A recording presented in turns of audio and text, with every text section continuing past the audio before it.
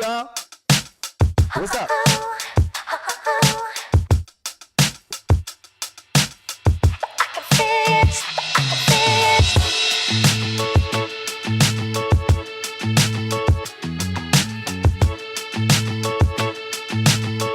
What's good, Eli? What's up? Excuse me if I sound like shit, y'all. What's good?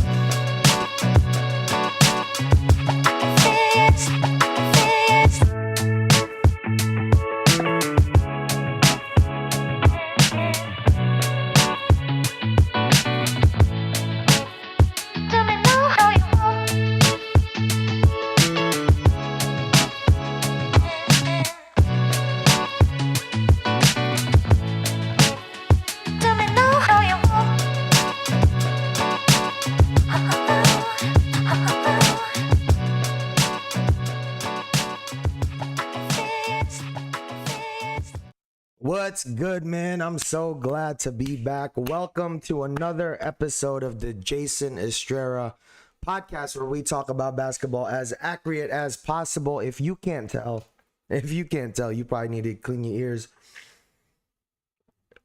But my voice is damn near gone. My voice is damn near gone.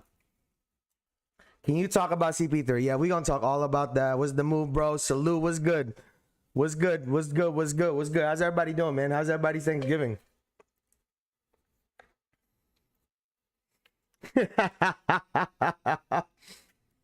Yo, that's a real breaking news right there. CP3 got let go by the Clippers because he checked them bums. Yeah, we got a lot to talk about, man. We got a lot to talk about. But first off, how's everybody's Thanksgiving, man?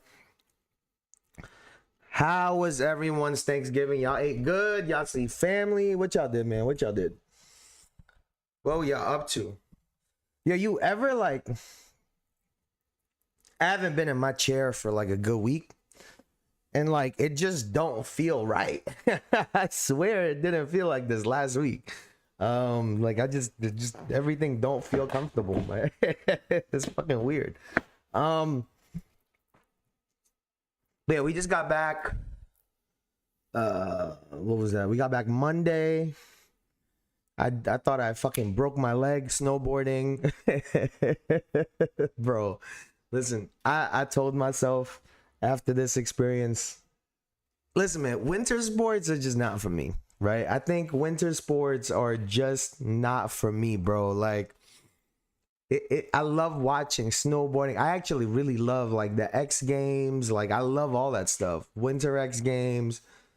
It's just not for me. Snowboarding, I'm terrible at it. It don't make sense in my brain, and I damn near broke my fucking leg the other day. So I think I gotta hang up my snowboarding gear, y'all. I think I gotta hang it up. I think it just wasn't in the cards for me. It's just not in the cards for me. You know, I wasn't born a white boy that got to snowboard at the age of 4, right? It's just not in the cards for me. But they can't guard me on the court. I promise you that much right now. But how was everybody's week? Thanksgiving was good. My Cowboys won. The food was good too.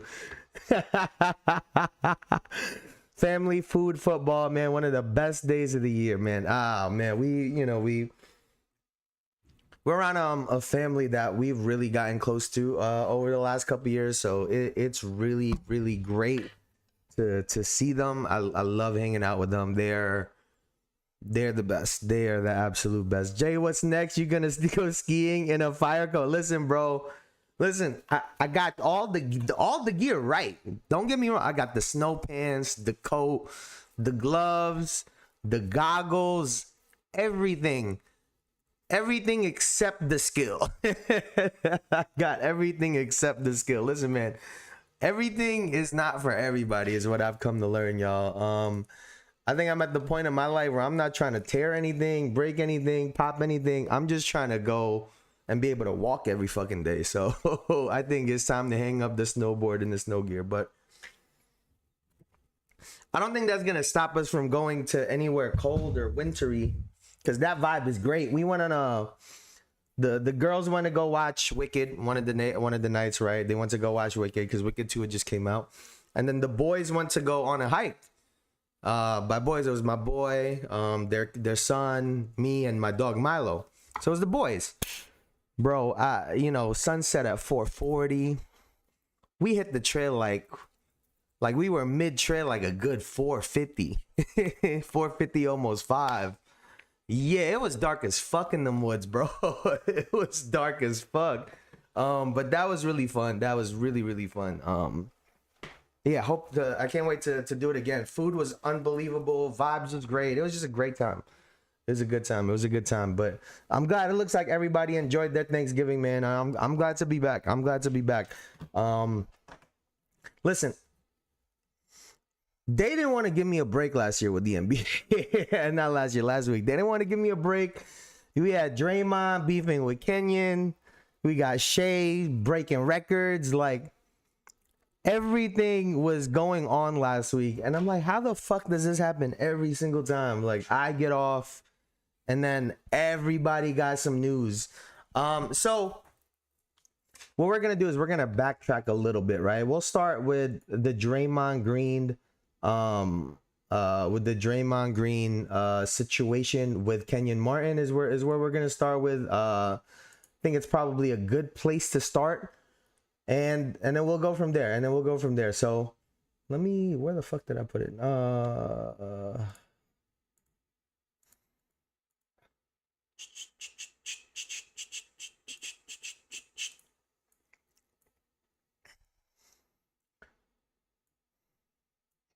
What we'll do right now is we'll start with the Draymond response because it would be a lot to go through with the here. Actually, you know what? We can probably pull this up really quickly, man. Whose side are y'all on, man? Are you guys on Draymond's side? Or are you guys on Kenyon Martin's side?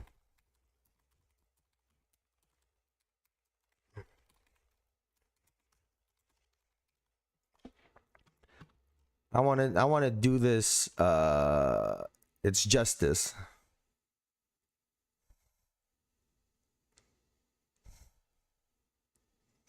It's the On the Rocks podcast.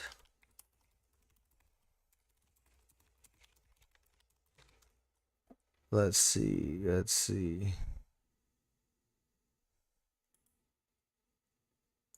Damn, this is a 2-hour episode. Jesus. I was clowning Zion earlier, had to. I mean, bro, he just and that's what I'm trying to do, right? That's what I'm trying to do, right? Because I want to pull the original quote instead of just kind of glossing over it, because I think a lot of times, especially, and I got to give Draymond Green I got to shoot him a little bail, right? Because he runs his podcast, he shoots an hour, 2-hour podcast, whatever it might be, right? And I just don't believe that Draymond Green and most of these guys have the time to be able to watch a 2-hour Gills Arena podcast every day, mind you, right? So, this particular podcast that Kenyon Martin was on with Marcellus Wiley, it's a 2-hour podcast. And,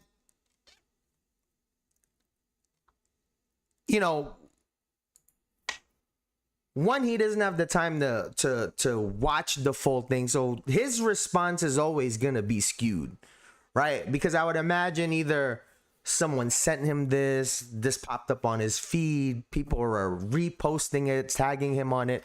That's how I imagine a lot of these guys get their news, right? And so most of the time it's clips, it's things that are taken out of context, and then they respond and then they go from there, right?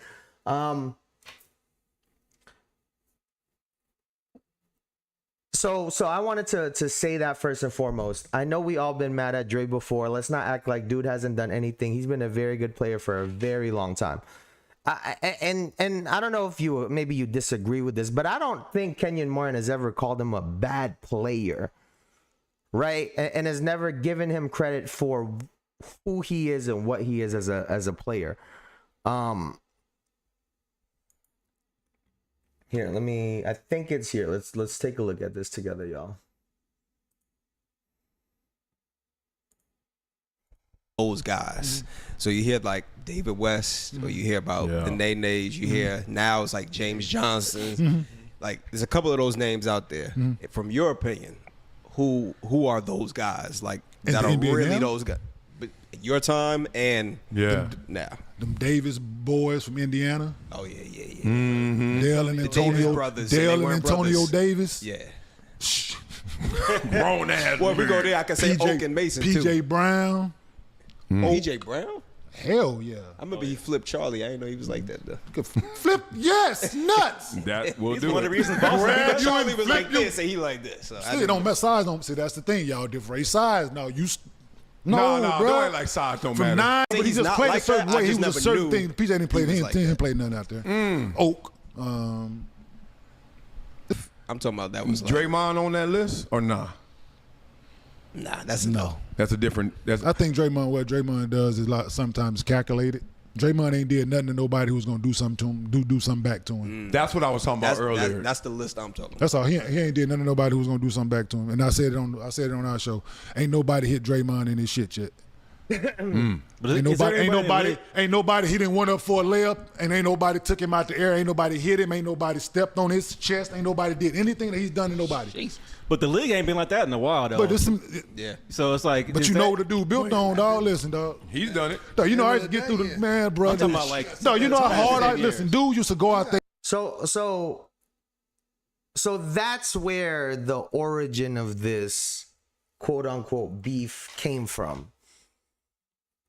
Right? He doesn't have him on this traditional quote unquote tough guy list, even though Draymond has built his career on being an enforcer and being one of the best defenders in the league.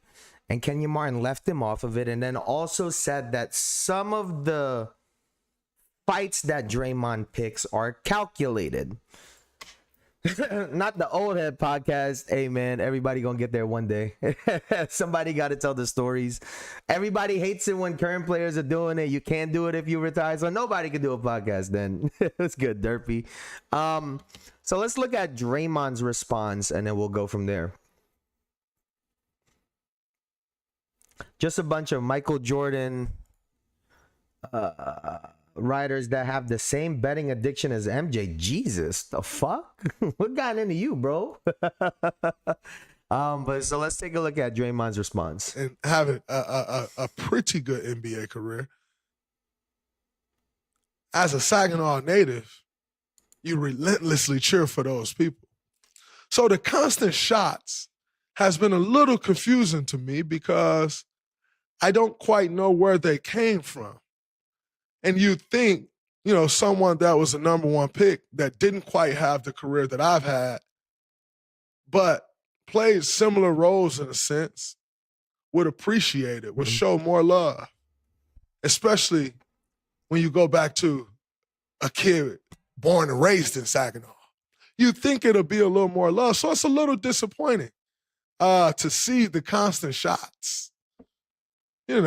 I just always thought it'll be a little more love than that. But when you were the number one pick and effectively, underachieved, I guess that would be the reason why. To be the number one pick and make the All-Star game one time,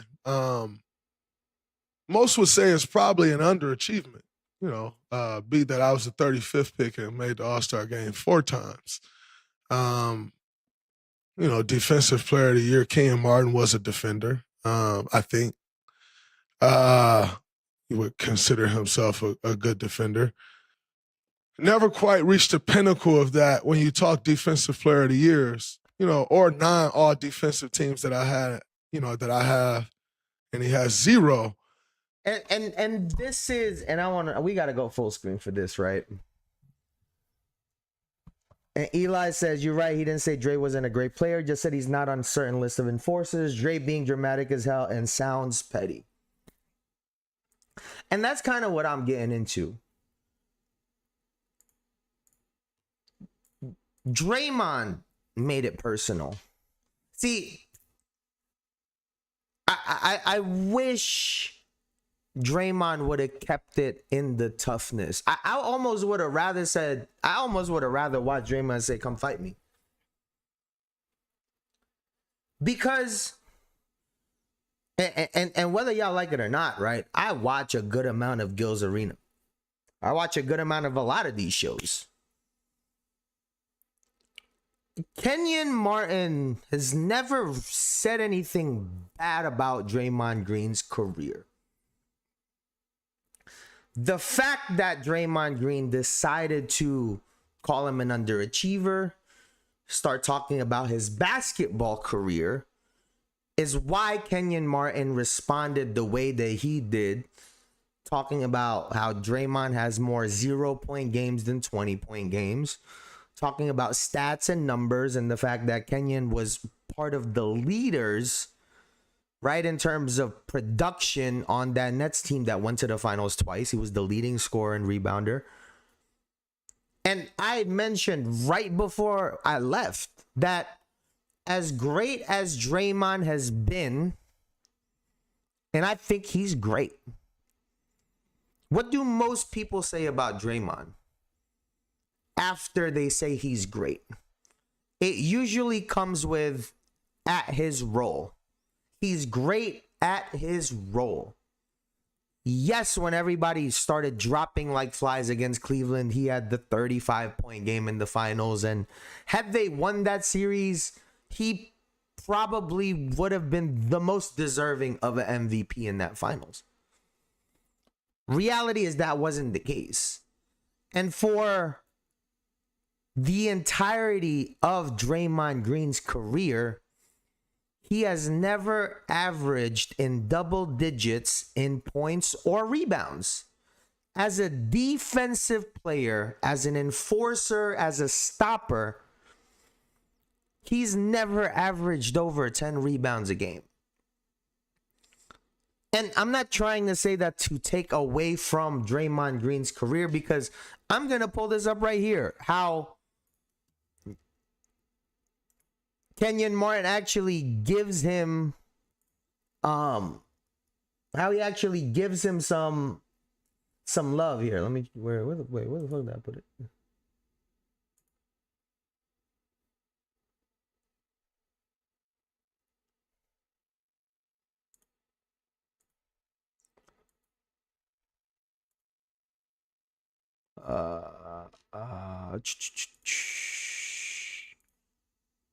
What the fuck? Where was this? All right, I think I gotta pull it up on my history.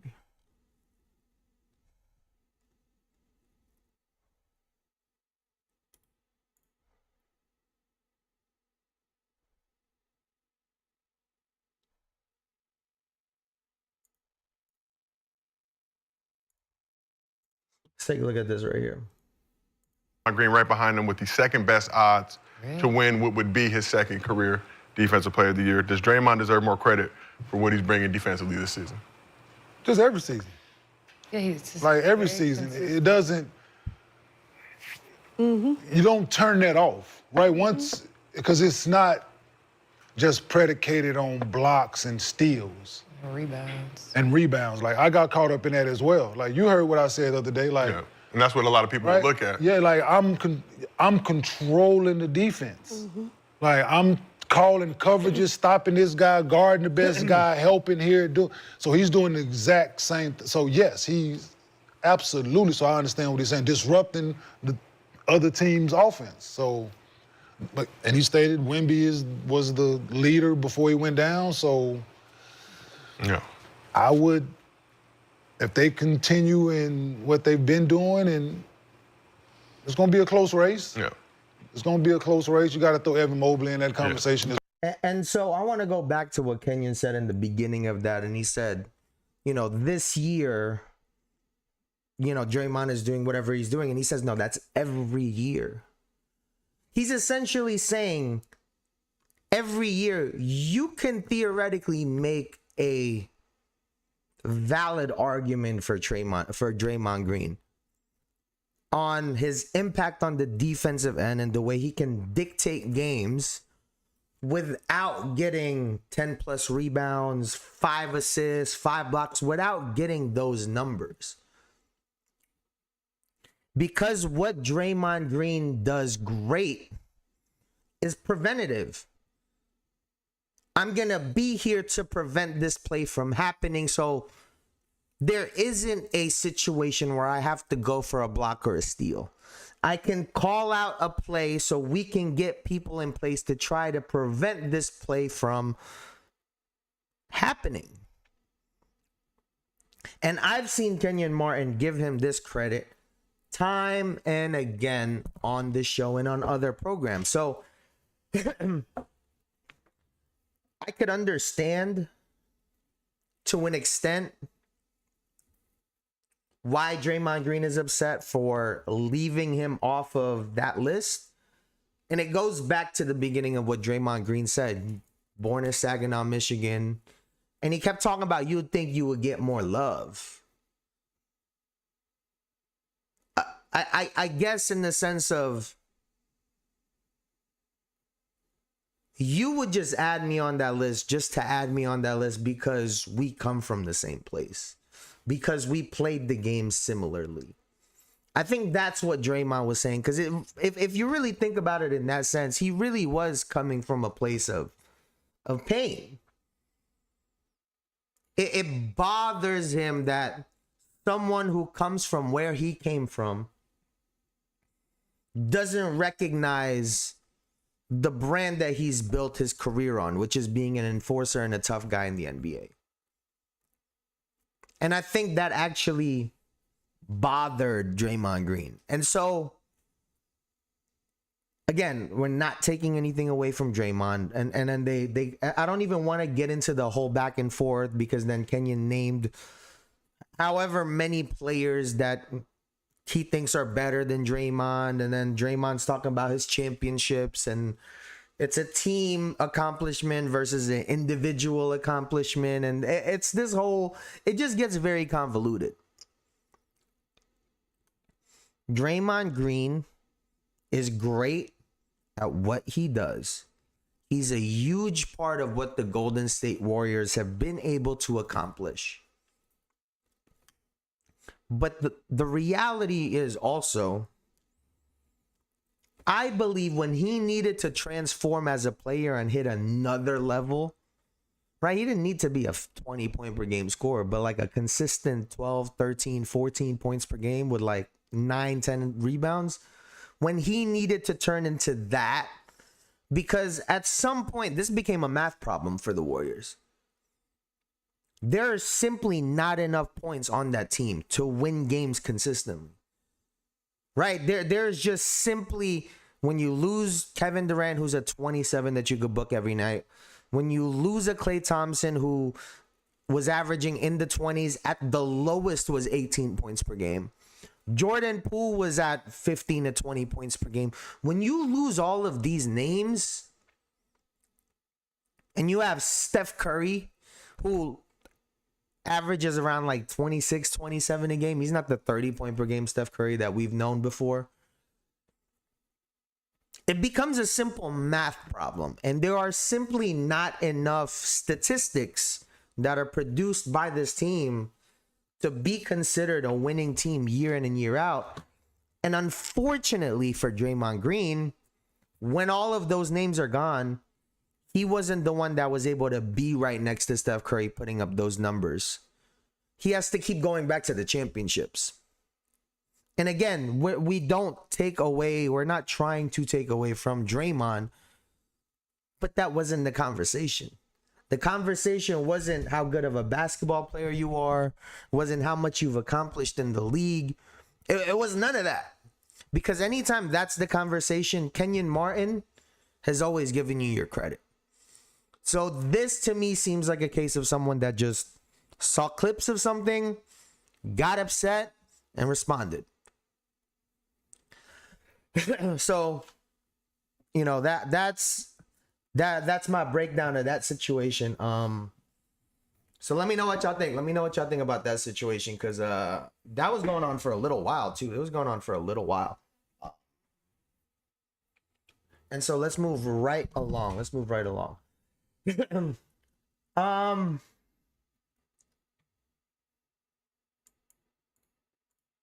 Let's see.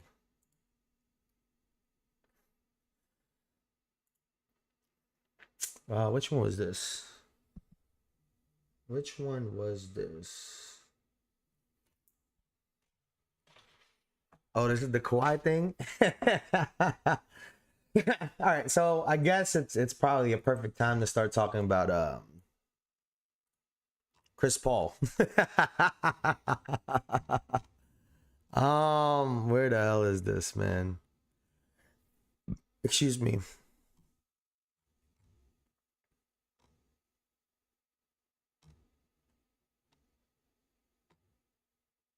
No, what the fuck? Let's see. Chris Paul.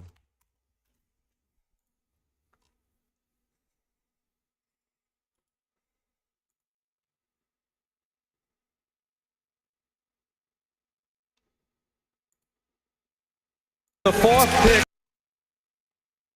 So, this was the 22nd. So apparently Chris Paul just got sent home. You know, Chris Paul, who's been contemplating retirement for the last couple of years, he's been jumping around from team to team. You know, some people were asking him what type of situation he would be in. He ended up joining the LA Clippers, which is probably the team he's most known for, even though, you know, other people like myself really remember his Hornets days, because those were absolutely unbelievable.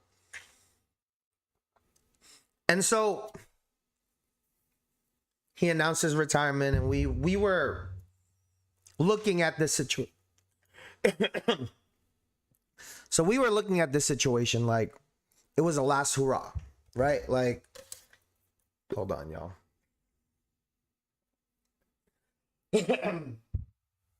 So we were looking at this situation like it was his last stop, right? His last stop on the team he's the most known for. And now he gets sent home. Apparently he's not waived as of yet or released. It's very odd what the wording of this is. But apparently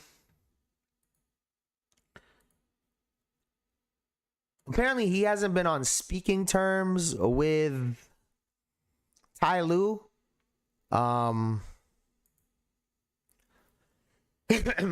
Let's see. Chris Paul and his leadership style clashed with the Clippers, sources tell ESPN. Paul has been vocal in holding management, coaches, and players accountable, which the team felt became disruptive, specifically Ty Lue. Was not on speaking terms with Paul for several weeks.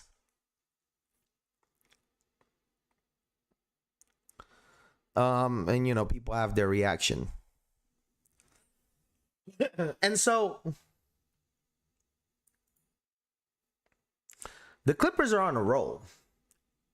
You know, I'll remind y'all that there's a current investigation going on, right?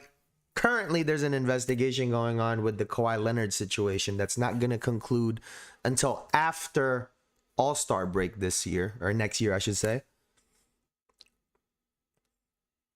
This Chris Paul situation, and then the list of signings that they've had over the years, right? Starting with Kawhi Leonard, and then coincidentally Paul George.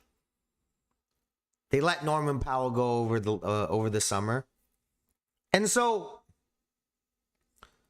the LA Clippers, who, going back to the Lob City days, went from a team that people really got behind, right? Because after the Lob City days, you had the Lou Will, Pat Bev team for a little bit. And then obviously you have this team that had Kawhi, Paul George, you had Russell Westbrook at one point, James Harden, like some big names on there. Very quickly, they can turn back to the LA Clippers of the 2000s. And this is one way you could end up in that position again. Because this sends the wrong message to any free agent. Because not only are you going to mistreat your star players, legends of the game, you're not even going to try to hide the little tree fucking company that you have that you are using to funnel money to these players. So, yes, we know that players get money under the table or they get houses or cars or whatever the case it might be. But we've never heard about it. Until the Clippers, where we have actual numbers in place. So if you are a free agent, you can't trust them when it comes to business and getting you the money that you guys agree on under the table or not. You can't depend on them to treat you with respect and with class because of the career that you've had or the career you could have in their jersey. Because do they even have a retired number? Chris Paul was going to be the first one. And this is how you treat him? When it's one thing for someone to be showing up unprofessionally. It's another thing for a guy to be holding a team that's damn near last accountable. And that's what you consider disruptive. So the LA Clippers are in deep waters right now. And I think it is very possible that they end up making that 14th seed real comfortable for them for the next couple years, because that's what it looks like they're heading to.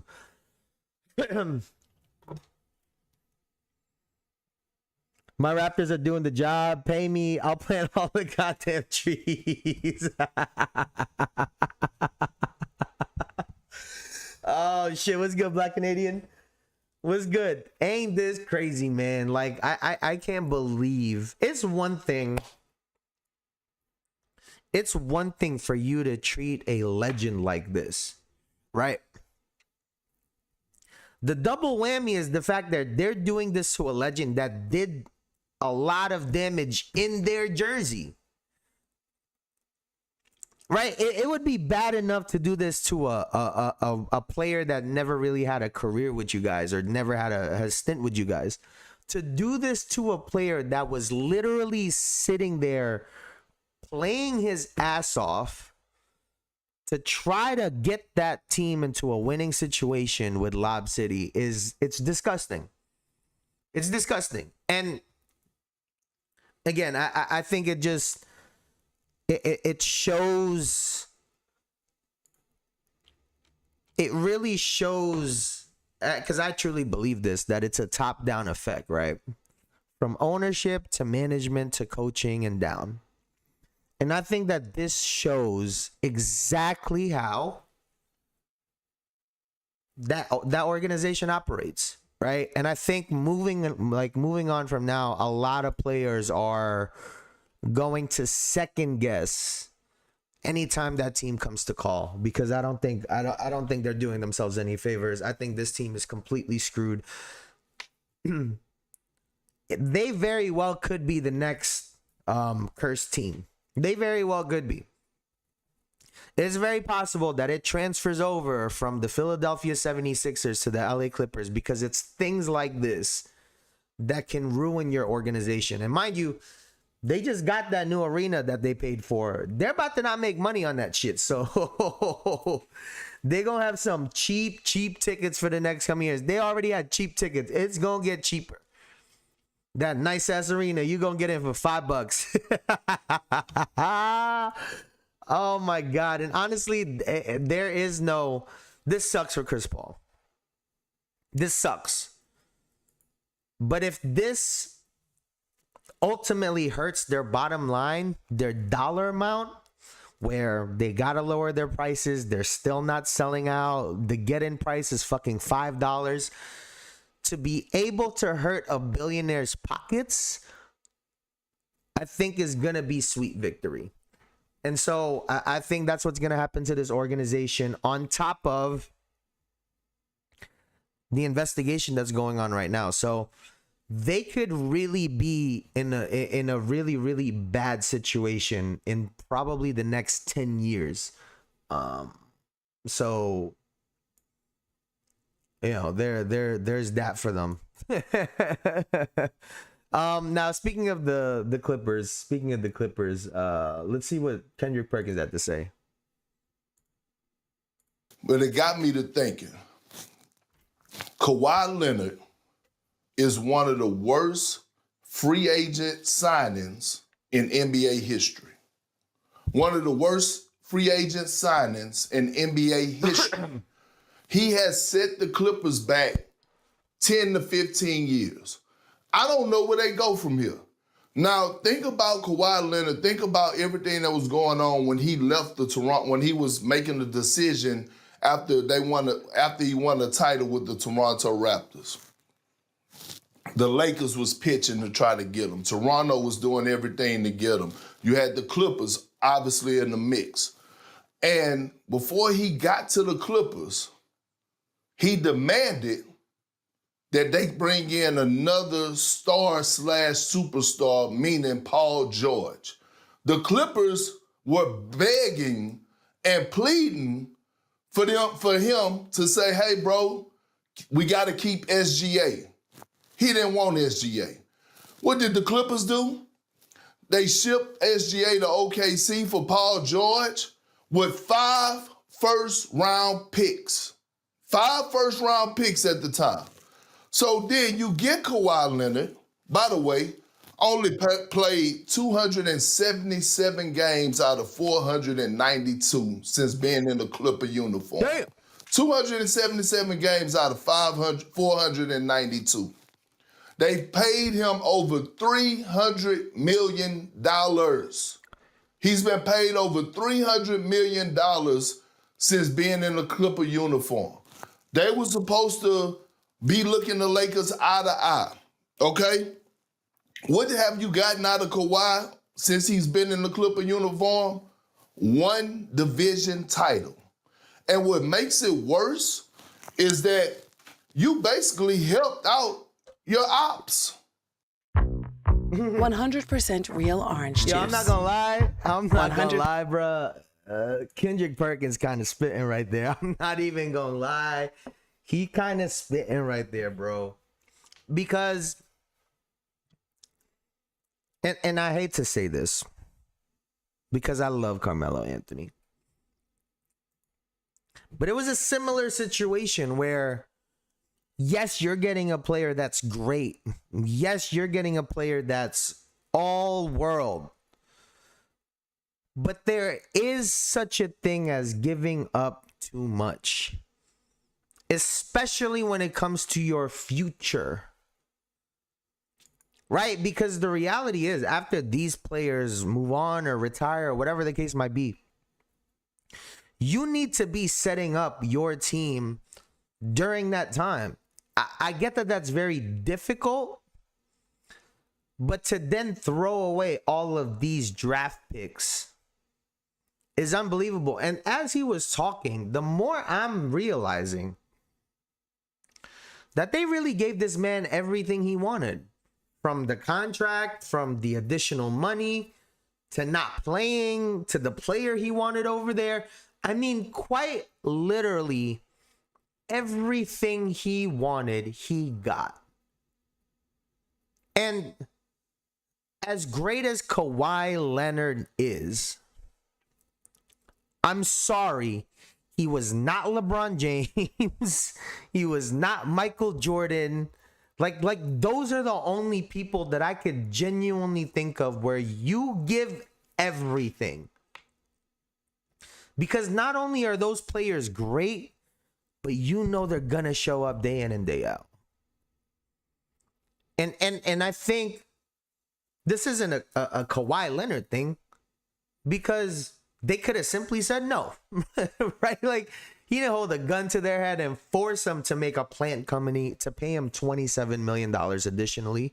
He didn't point a gun to their head and tell them, Paul George. At the end of the day, that was their decision.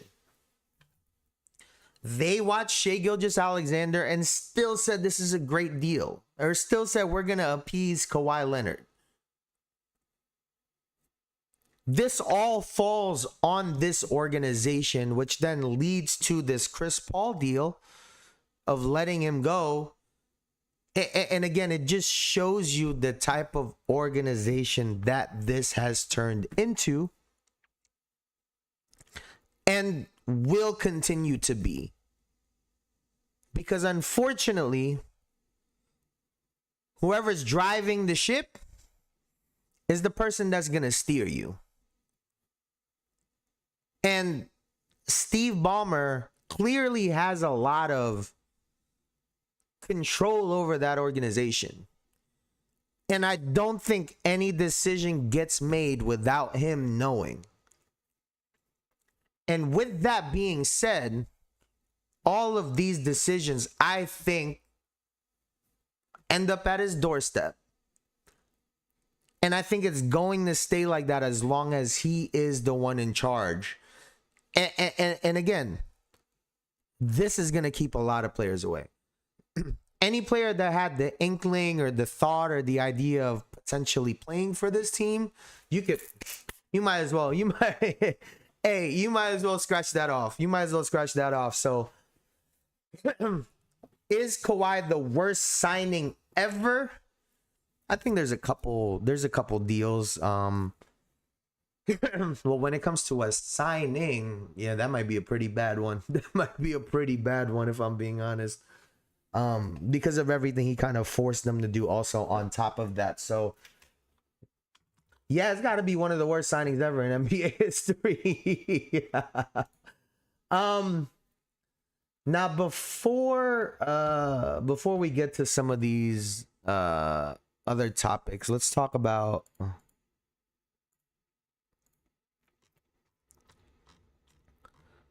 before we get to these, let's talk about this really quickly. Because I think this is pretty important, you know, going from one player that's always injured to another one.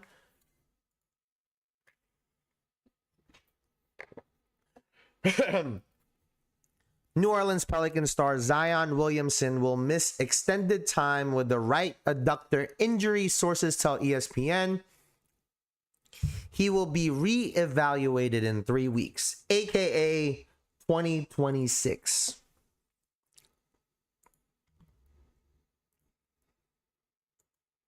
I told you I gave up going into the season.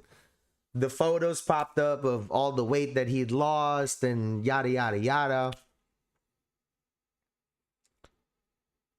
And I was worried on whether he could still stay healthy, right? Because I think you can lose all that weight if you don't train your body correctly to prevent some of these injuries. I think this is what you get. And clearly, whatever he's been doing hasn't been working for him. I think he needs to train differently. I think he needs to train with different people. Excuse me. Because this is just simply not working out for him. It feels like he gets the same injuries every single year at the same time. So what can he do moving forward? It's honestly get away from the Pelicans. Everyone jokes about the food in New Orleans. Their training staff and their medical staff has to be terrible. It just has to be.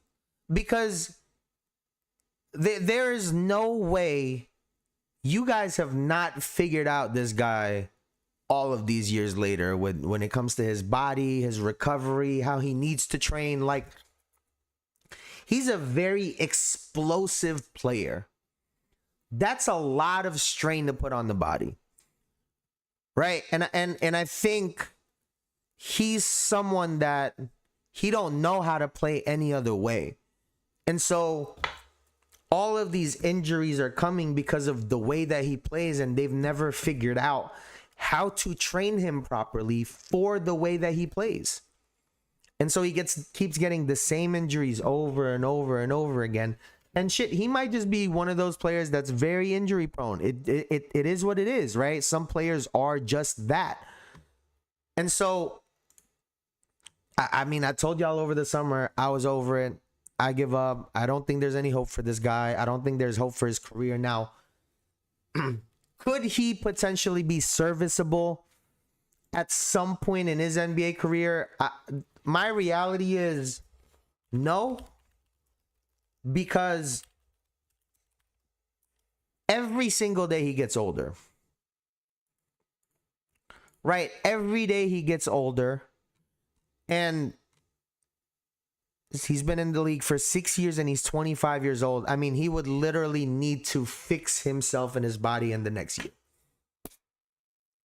Because you start looking at 27, 28, 29, and you've been injured for the last 8 years. I don't see anything different when you hit 30, 31, 32. If anything, it gets worse. And at the very core of Zion Williamson, he's a 6'6" power forward. He doesn't have a post-up game, right? He's not Charles Barkley. A lot of his movements, a lot of his game relies on his speed, his quickness, and his athleticism.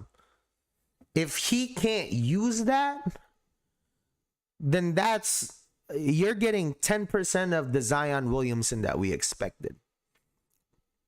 The time he's supposed to be utilizing all of those physical attributes is right now, from 19 to 28, 29. Those were the years where he was supposed to be dominating physically while he developed all of the other aspects of his game. And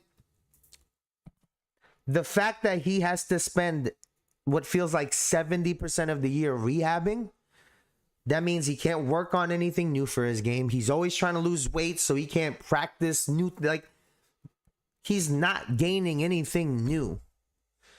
Because all he's had to work on for the last 6 years is his body or the rehab. And so I don't think he will ever be a legitimately serviceable NBA player because, one, he doesn't play enough. But two, every day that goes by, he's another day older and he's just not getting any younger. And then when you look at him at 6'6", 280, even at 260, you start saying like, dog, you big. Like, dog, you big as hell.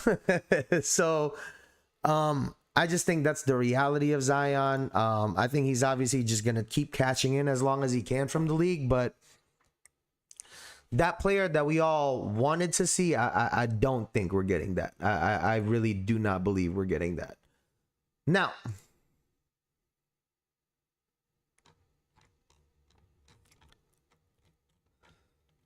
we'll get into the Giannis talk in just a second, but let's go over what Paul Pierce and Danny Green had to say about SGA, and then, you know, coincidentally Michael Jordan as well. So hold on, let's see.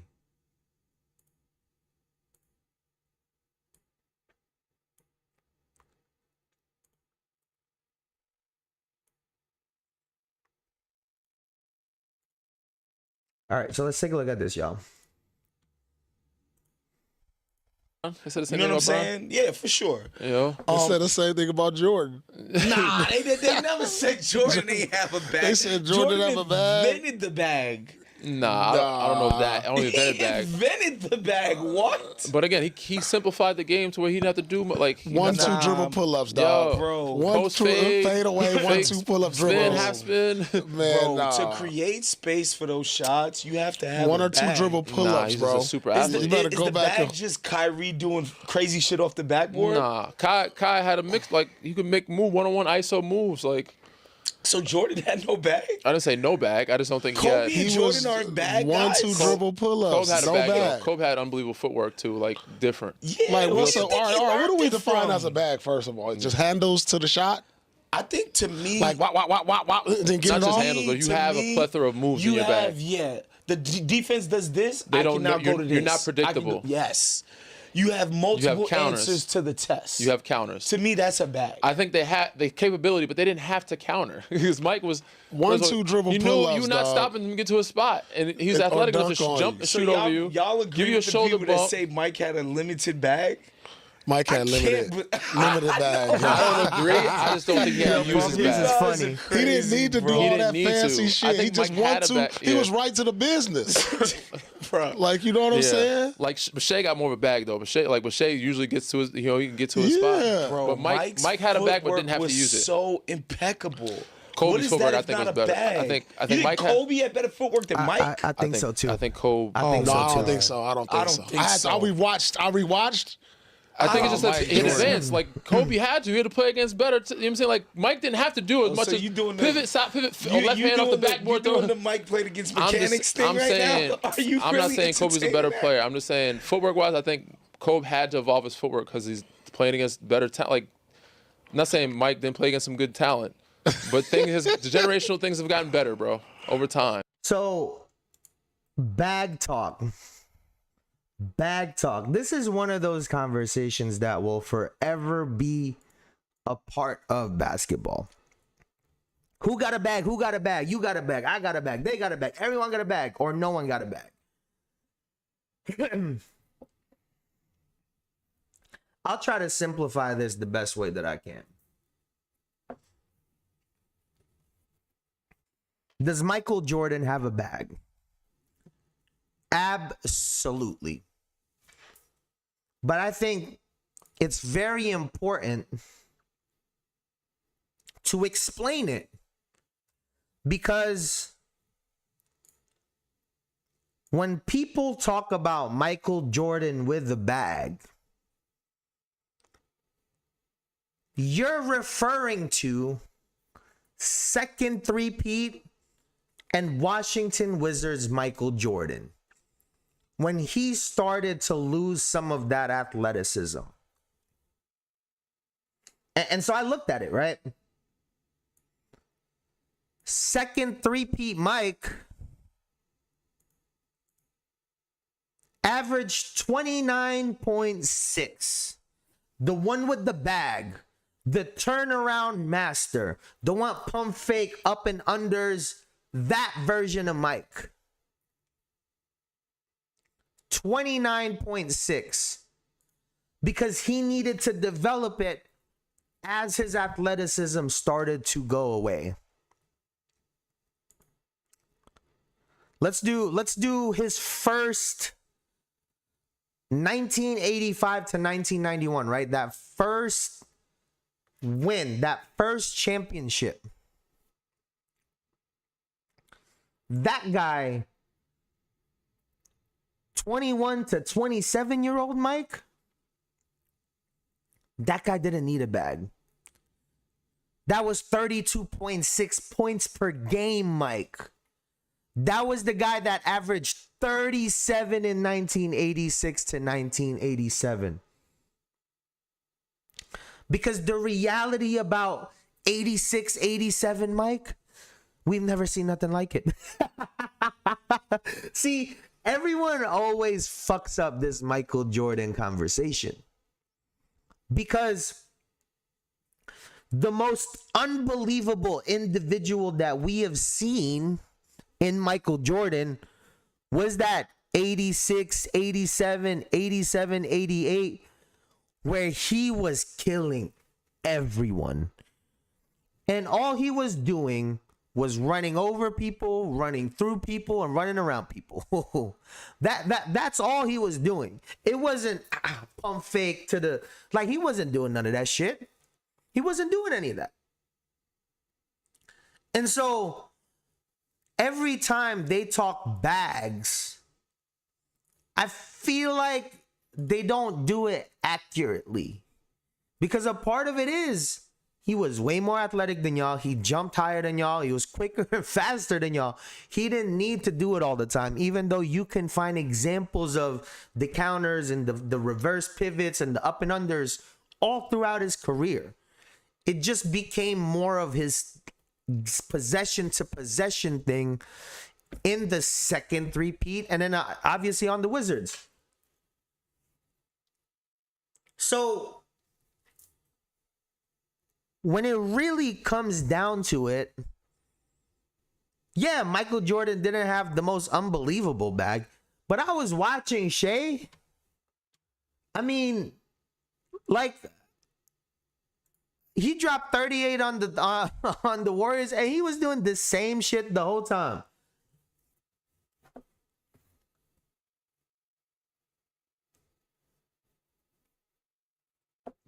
I'm drunk and I gotta spit. All right, let me run this video. Hold on, let me run this video while I pop in there. So this was Shea. Is this a bag? Let's take a look at this.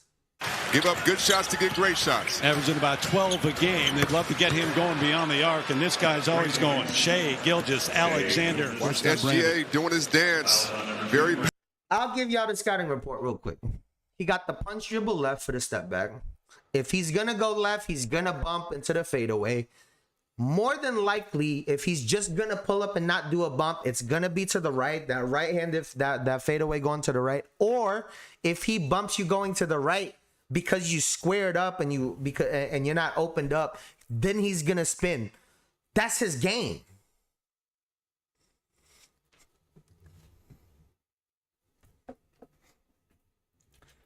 Jordan got his back deepen and deepen over the course of time. No, that's facts. Patient, gets to his patented step back out of the left hand.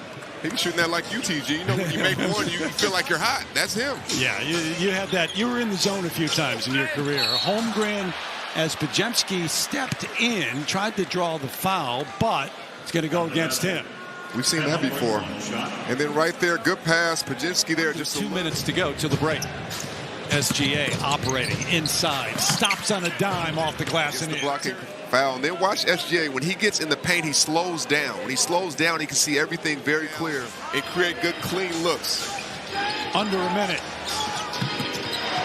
Shea, Gilgeous, Alexander high off the glass. Will go to the line. Chance for three. Right here, going left, off 2 feet, finishing with the left.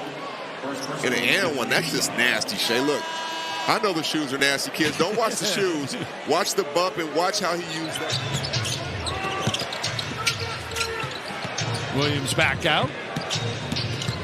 Shea to the hoop. I mean, like what bag is that? I'm like genuinely asking, bro. Like, what bag is that?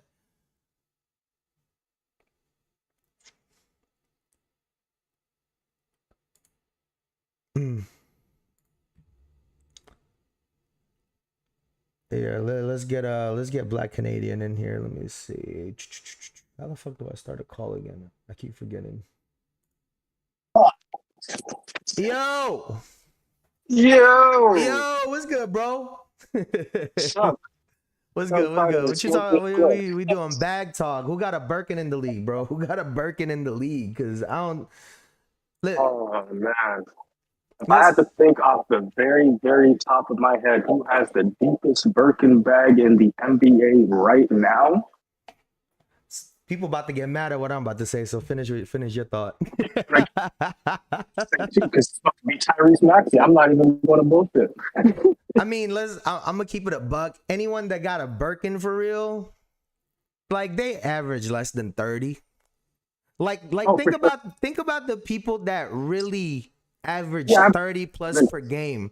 They do the same thing over and over again. Shea do the same thing over and over again. Mike do the same thing over and over again. When Harden was averaging 35, he was doing the same shit over and over again. Like anyone that try to do a different move every possession is good for 20. No, that's legit. Like they good for 20. Like Jordan Poole, I don't think Jordan Poole gets enough credit because of, how everything turned out. His bag is different. Like Jordan Poole bag is crazy. He good for like 22. All that little spinning step back shit, that gets you a good 22. The guy that can get to the same spot and pull up every time will be the one that gets you 30 something. Exactly. The one player that can exploit the same move over and over again, basically he's at his free points. You know, like dudes with the deep bag, they usually don't have that one move that they get free points out of. They're just always just kind of trying to improvise. And that's why they don't get as many points, because they have to dribble too much. The elite scorers score within 2 to 3 dribbles maximum. Like most scorers don't even score within 2 dribbles. Like if you watch like a Paul George or like prime T-Mac, like those guys don't dribble. They're jabbing, hitting with a 1 punch, 2 punch, step back, and hitting that shot over top of your head. That's what they did. No, that's real shit, bro. That's real shit. Like realistically, like anyone that get third, Luka, Jokic be doing the same move over and over again, right? He got the little step back to the left. He gonna bump you, go over his shoulder on and do the right hand little floater. Jokic, Embiid was doing the same thing on his way to score 34, however much he was. Like every player that really get buckets for real, just do the same moves over and over again. Man, even Brad Negro, we're watching him play. Like Brad Negro does the exact same thing every single time. For real.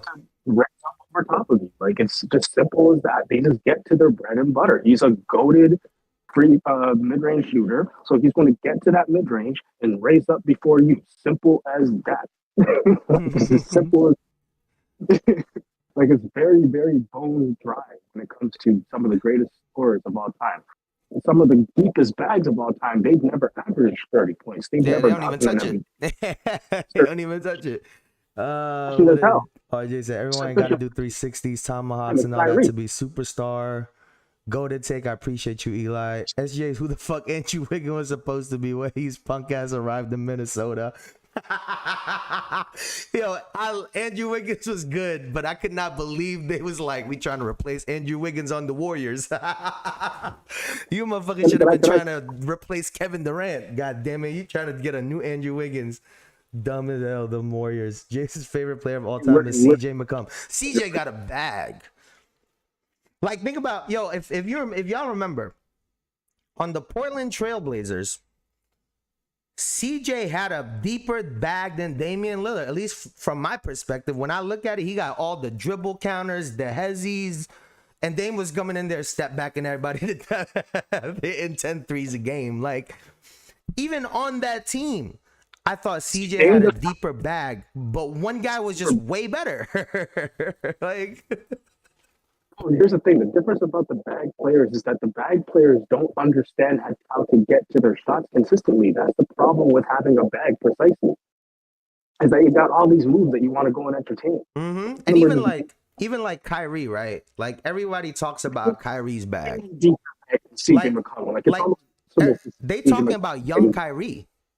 Like realistically, they talking about young Kyrie because this Dallas Mavericks version of Kyrie, one dribble pull up, one dribble spin, like he's simplified his game so much to be around all these great players and still get 25, 27 a game. Right? So people don't even, I think they don't even talk about even Kyrie accurately. Dribble 5 times every possession. That's ridiculous. He'll get you kicked out. Yeah. Like he don't even play the same way that people keep talking about. Like, yes, Kyrie got a bag. Yes, he hit a left-handed floater for the win. Yes, absolutely. If you look at 80% of them buckets from all those games, it's simple shit.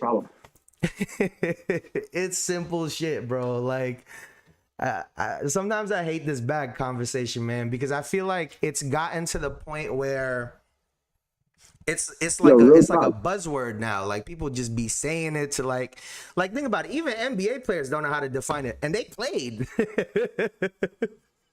Sense to really talk about. And they played. It's just a bunch of motherfuckers watching the game. Probably some high school kids that not really gonna go to the league talking about, oh, he got a bag, when like realistically, man, go copy what Shea do. Go copy his 3 moves, bro. Go copy his 3 moves. Who bag-wise was better, Prime Melo or Prime PG, no injuries? Oh, I'm going PG. Yeah, my boy Melo was jab, step, pull up, jab to the was nice. like Melo ain't need a Oh, bag to get his shit. Back to throw the bag, which is why I have to go with PG. Yeah, Honestly, because I see PG. I would probably say PG. I would probably say PG. Carmelo do it. That's it. And honestly, the dunking team, PG at his prime was like damn near Vince Carter. People forget that. Oh yeah, like Indiana PG before that injury, before he broke his leg, he was unbelievable. I thought he was really gonna be competing for MVPs like every year after that, after the shit he was doing, bro. 2-4 was my favorite player on planet Earth. Nah, he was real until he dapped up Bron. I was like, I don't like that shit. Don't dap him up. You should have pushed that motherfucker, bro. Why are you dapping up Bron in the middle of a series? It wasn't even a regular season game. That's what he pissed me off. People forget that Paul George is a IQ dude too. What happened? He's a high IQ dude as well. He like graduated college with honors and shit. Yeah, it hasn't been looking like it the last couple of years though. I know, but ironically, a lot of these book smart dudes, they look stupid in public. It's what I'm trying to kind of show you. Like, look at Jaylen Brown. Yeah, I think you're not lying. You know, you're not lying. All these book smart, they have no street sense at all. That's why they look like fucking idiots in public, because they don't know how to deal with it. But we might be the idiots because he's just raking in cash right now. So maybe he do got something figured out that we don't, because he just cashing in without playing. 6'7". Bro, listen, man. This bag talk is ridiculous, bro. This shit whack. Let's see. Oh, actually, I wanted to pull this up. Normal person, trust me. Listen, bro, I wanted to pop this up because, like, people got Mike fucked up, bro. Like, people really got Mike fucked up. Off a screen is Jordan. Educated Mike and Billy Castro, bro. Honestly, I know that's Jordan. But like, if that's what you do, Michael Jordan out of the middle. Bro, this guy we've never seen nothing like this. Pistons knock it away as the Bulls try and penetrate. Dumars driving for more. Like, I love Kobe. I know you love Kobe too, Black Canadian. But like on his best day, he never saw 86, 87 Mike. He ain't ever seen, like, they don't know what to do with that guy.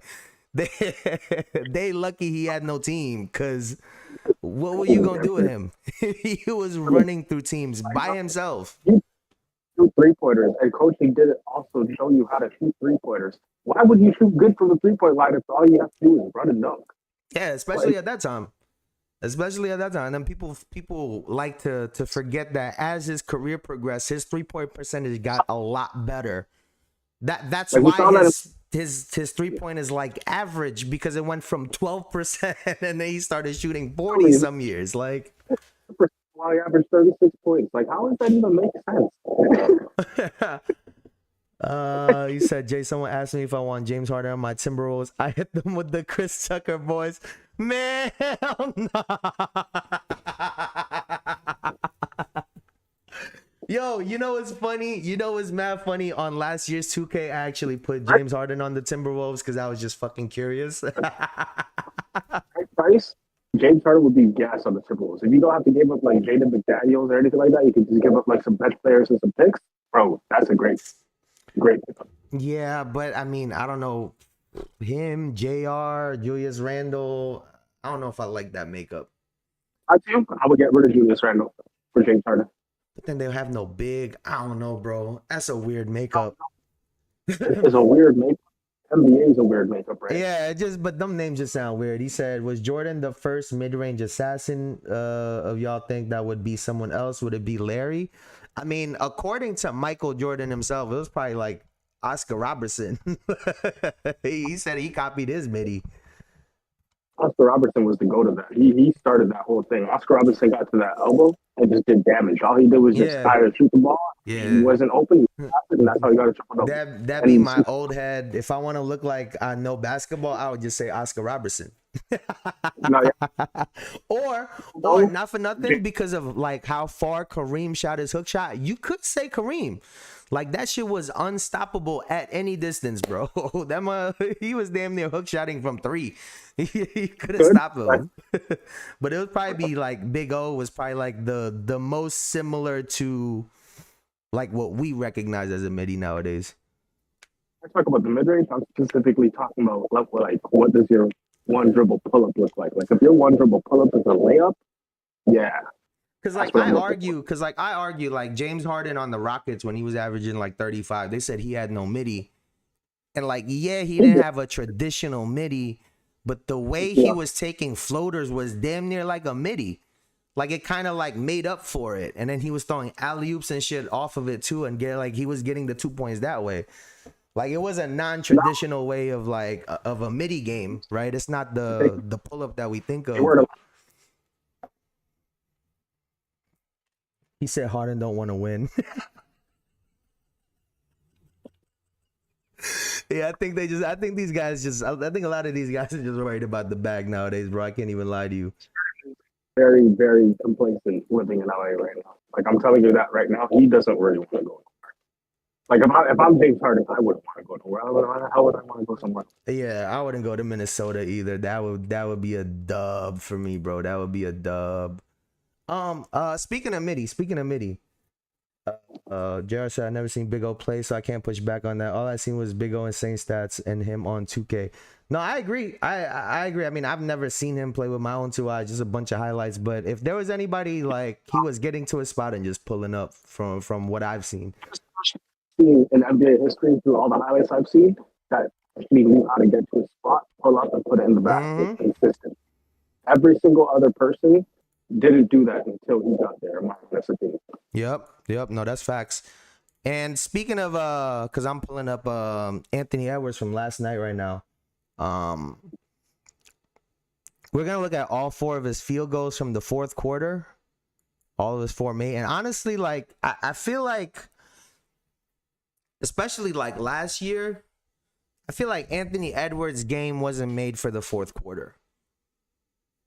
I don't know if you Anthony agree or disagree. Right now, because he doesn't know how to get to his damn spot. He's so athletic. He does have a good bag and all that stuff, but he's too caught up trying to like entertain the reactions to the defense rather than just going for what he knows how to do. Like realistically, if Anthony Edwards were to just be like, "Yo, I want to get to that elbow and pull up just like Shea does," he'd be unstoppable. Yeah, it's like he got too much athleticism. I also think, like, you know, a lot of players default to what they know, and like realistically, like Anthony Edwards is gonna hang dribble into a punch step back. Like that's the move he wants to get to. Like you could tell whether Shea's always been like this or he worked himself to be like this. He wants to get to the dribble pull up. Yeah, you know what I'm saying? Like there's a certain thing where just that's what they want to do. And what I'm saying is that with the pocket of the court is the key. The key all the way down the court extended is the pocket of the court. If you're in that middle area of the court, everything is a lot easier. He gets a lot of the shots from the wings and from the sides and in the corner. That's why his shots are all difficult, because he's not shooting easy shots. Yeah. He takes difficult shots too often. Like any shot that's not inside the pocket is considered a difficult shot to me. Just anything into the pocket is basically a layup. You're just going straight at the rim. No, that's fact. John Stockton midi was cold too. Sometimes people just remember as an assist monster. No, that's facts. There's in the 90s, there was a lot of midi monsters, bro. There was a lot of dudes cooking in the mid range. I love what Ant-Man's doing, but all this putting us on his back stuff is just gonna wear him out deep into the playoff stretch. Just watch. I see this is every year now. I also think he just needs to make a decision to get downhill. I think he settles for too many threes sometimes, especially in crunch time. Like if Anthony Edwards just like, all right, I'm gonna get to the rim every time, I think it would also help a lot. And he's like, when he has a little bit of points, going into like the third quarter, you notice he starts launching 3-pointers. Yeah, he started chucking. Average 30. Not realizing that's not how you average 30. He's very disciplined. So he doesn't have like an OG in Minnesota that's going to tell him how to get to his bag. He has OGs that can tell Rudy Gobert how to do his thing, but he doesn't have an OG to tell him how to get to his bag as a guard because he has no OGs as a guard there. Who's he going to talk to? Bro, you 100% right, because what has he been talking about the last 2 years? And it's not his fault necessarily, right? Like, he trying to shoot like Steph Curry. He trying to be like Steph Curry. Like, dog, Steph Curry can't do a tenth of what you could do on the court physically. Why would you copy him? Operates within the pocket. It means that everything's available. The pocket means that if he operates from that mid-range extended, from that free throw line extended area, everything's available. Because if you step back, you're at a 3. Yeah, if you go forward, I'm not gonna lie. I think I'd reverse psychology this dude, man. I think I would tell him, "Hey, you nothing like Mike, bro. You nothing like Mike. Watch him turn into Mike, because whatever they doing is not working, man. We gonna run some of this. We gonna run some of these clips. Let's see what his fourth quarter look like." And that's a really good shot. See, if he can get to threes like this off like a DHO to Rudy Gobert and step into threes, like I like those shots. It's when he start dribbling into the threes where his percentage drops like crazy, man. And that's serious so, company. My high school team that I'm coaching, we run the Indiana Pacers motion offense, the exact same Indiana Pacers motion offense, and I'm seeking all the options through it. And one of the main things I'm focusing and trying to get them to focus on is getting shots within that pocket, because the shots within the pocket are easier, and they always turn into easier rebounds as well. Yep. That's how we think. No, that's fact, because then you don't get the long rebounds into the fast break for the other team. Which was my argument for the Boston Celtics last year when everybody was talking about all their threes. I'm like, y'all are kind of missing it. Like, all of the threes are bad because they're taking bad shots, but it's also bad because you're allowing the other team to get on the break while your defense isn't set. That's why it wasn't a surprise to me why they didn't have the top defense like they've had in years prior. You know what I'm saying? Like, how could you? You are literally on your back foot at a disadvantage on defense with all of these long rebounds. But let's look at this AE post up right here. We need more of this, man. We need more of this. Go double it. Go double it. He's going to fall away for an easy look. And mind you, that wasn't even like some crazy post up. Like, I feel like they could have played this way better defending him, but he just they just let him get to a spot and shoot. And like, I'll be honest, I'll be watching games. They be letting people get to their spots, so he just need to really do that. Good battles. It's bad gap defense by Derek Queen as well. Like, realistically, Derek Queen, he drops. Rudy Gobert is not a threat if he drops towards the rim if you have help behind you. Step up. That's the biggest problem that most centers and most bigs in the NBA have, is that they're always dropping back because they're afraid of that alley-oop. But realistically, they're just not trusting their help defense. That's what the early help is for. You're supposed to be there on that gap. 100%. And then I love his shot to tie the game. Just drive it, bro. You got what's his name, Jose Alvarado on you. Like, just drive this bitch, man. And does he go? And I like how It's coming in. I like this, right? Julius Randle's kind of cutting to the rim. Just run behind him. Just run behind him. Look. Yo, like, just being bolder. Like, I remember like when like Miami Heat, right? LeBron and Wade, like, they had this thing, like, they were the ones, like, people been slot cutting for forever. But they literally had this rule where if somebody was driving, just run with them. Just meet your teammate at the rim, because everybody is focused on the person driving the basketball. Your defender is probably turned around. Just run behind them. And they got so many easy buckets off of that, right? Just run behind your teammate. Just simple shit. So the only thing that actually open up the floor. So if someone cut in the play and someone doesn't call it out in time, you need to attack that. Like, that's just what it is. Like, against the zone, for example, like the zone only gets initiated. You only get points if you attack the gaps within the zone. You have to attack the gaps, make a pass, attack the gap, make another pass, make the zone move, right? So, like, a lot of NBA teams get into this stagnant defense that pisses me off so much because it doesn't really provide any movement. That's part of the reason why I had an issue with like a lot of teams in the East actually, because a lot of teams in the East just want to play iso ball. And then when things kind of break down in the fourth quarter, they don't really want to do anything else. And that is I know you didn't even mean to do it, but that's a perfect segue, Black Canadian, because we gotta talk about Giannis. Because you tell me if I'm bugging. I want Giannis, but I don't want Giannis at the same time. Am I crazy for saying that? Like, not really. Like, I genuinely think, like, I truly believe, because we saw what happened with Damian Lillard, right? I think he needs a certain type of point guard to make everything work. It's not even that. It's not even that. Jalen Brunson and Giannis would work perfectly because Jalen Brunson operates in the same space that Giannis operates in. Giannis would actually be probably the perfect match for him. The problem that I see for you guys is that you guys will have no shooting whatsoever because your main shooting threat is Cat. And that was the perfect that was perfectly put, because I agree with you. I think if there is a guard that can make it work with Giannis outside of like a Steph Curry, it would be perfect. I think Jalen Brunson would work perfectly, because I think Jalen Brunson has shown he's so selfless. He's all about the team. Even though like he takes all of these shots, like I think he would actually make it work. Giannis would probably average 20 a game off of dunks off of Jalen Brunson. No, for sure. Like, for sure. The issue is no, continue. It's where you play the same offense that you played in the playoffs last year, where you guys would just kind of like give it to Jalen, let him operate. You guys can do that when you have Giannis. No problem. Because Giannis would literally clean up anything Jalen leaves on the table. Yeah, just throw him in the dunker. Just throw him in the dunker, bro. Rim run. Just literally. If you go against a team that gets hot from three, now you're in trouble, because Jalen Brunson isn't going to get into his threes so easily. Giannis isn't going to develop into a three-point shooter, nor do I want him to start worrying about that. Yeah, too much. Yeah. Like, he could take them, but you can't take only those. And I don't think he would do that either, though. I don't think he'd be that stupid. Yeah, honestly. It kind of deflates the team's offense and the team's flexibility, because, for example, like, you can't play Mitchell Robinson with Giannis. Who do you play with Giannis? Yeah, because he's not a stretch.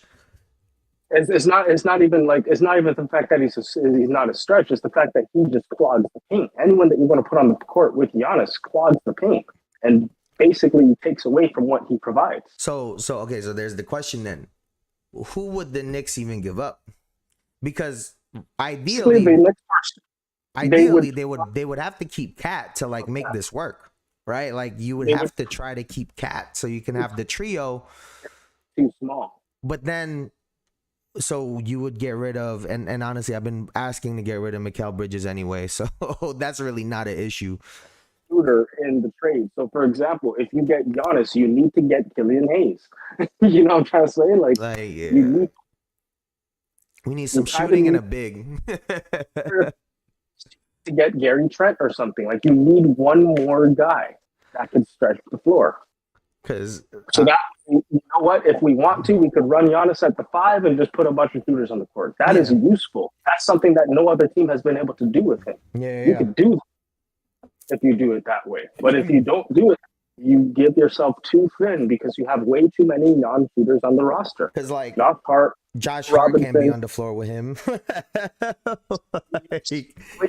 On the floor, like realistically, OG Anunoby would probably be forced to be a 4. Actually, low-key, you might be able to put Josh Hart on the floor with Giannis. You just leave Josh Hart in the dunker, kind of like what the Celtics was doing 2 years ago when they were putting Drew in the dunker. Just leave Josh Hart at the dunker and just let Giannis drive on a 6'4" motherfucker, bro.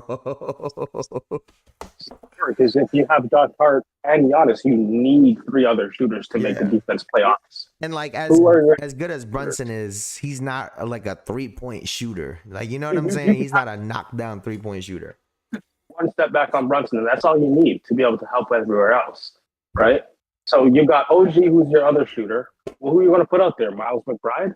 I don't think you guys are going to trust him when it comes down to it. That's the thing. I feel like OG would end up being part of that deal. He would have to if Cat's not in the deal. That's what I'm saying. So that goes back to my original thing. You need to get someone like Killian Hayes and Gary Trent in this trade, or maybe Miles Turner. You know what I'm trying to say? Like, you need to figure out.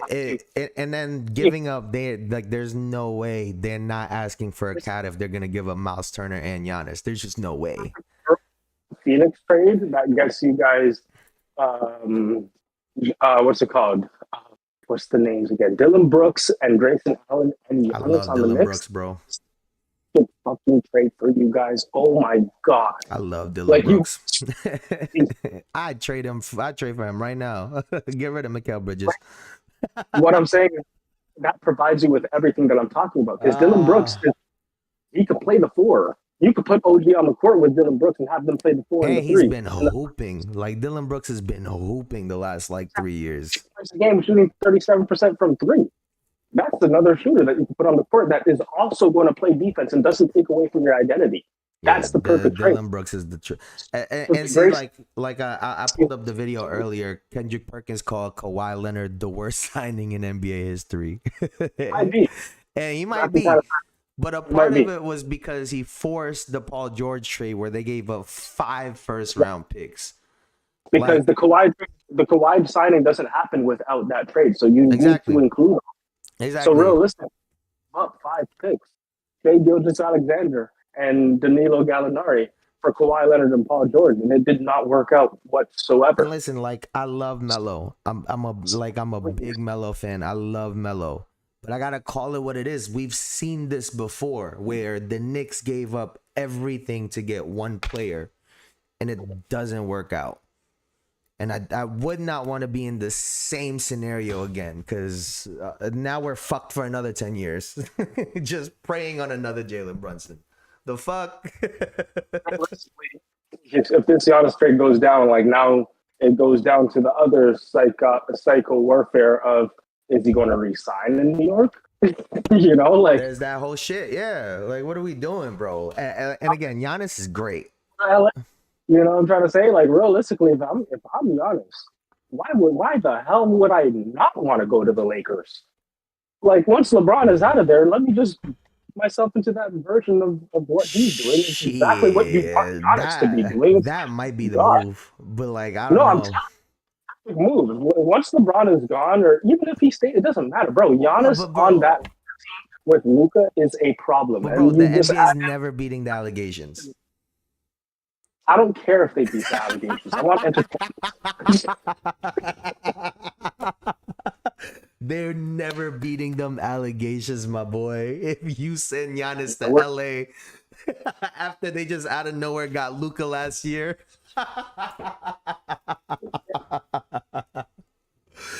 Hey man, this guy, nobody want to talk about it.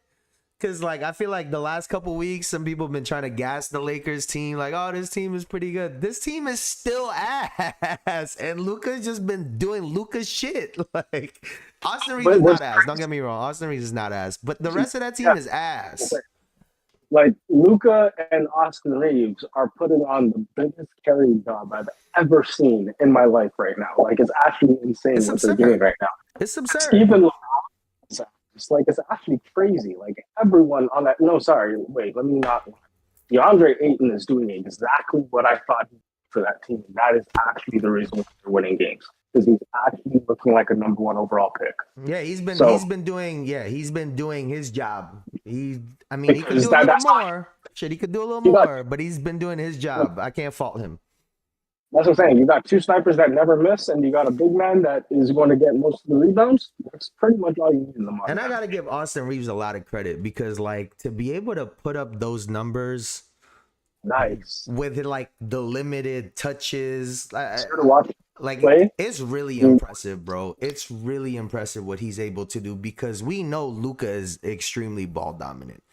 So for him to still get his shit off in the middle of all that chaos going on is really impressive. All this stuff is 2 dribbles, 1 dribble. He's catching the ball and just launching it, or he's taking 1 pound dribble, stepping back and launching it, or he's taking 2 dribbles, getting into a floater. 1, 2, or 3, it doesn't matter what it is. However you want it, he's going to give it to you. And I feel like he's done a really good job of like having players on the hip. I feel like last year you were able to kind of like be physical. He's like a 2K player. It's hilarious, man. When he gets you on the hip, like you're dead.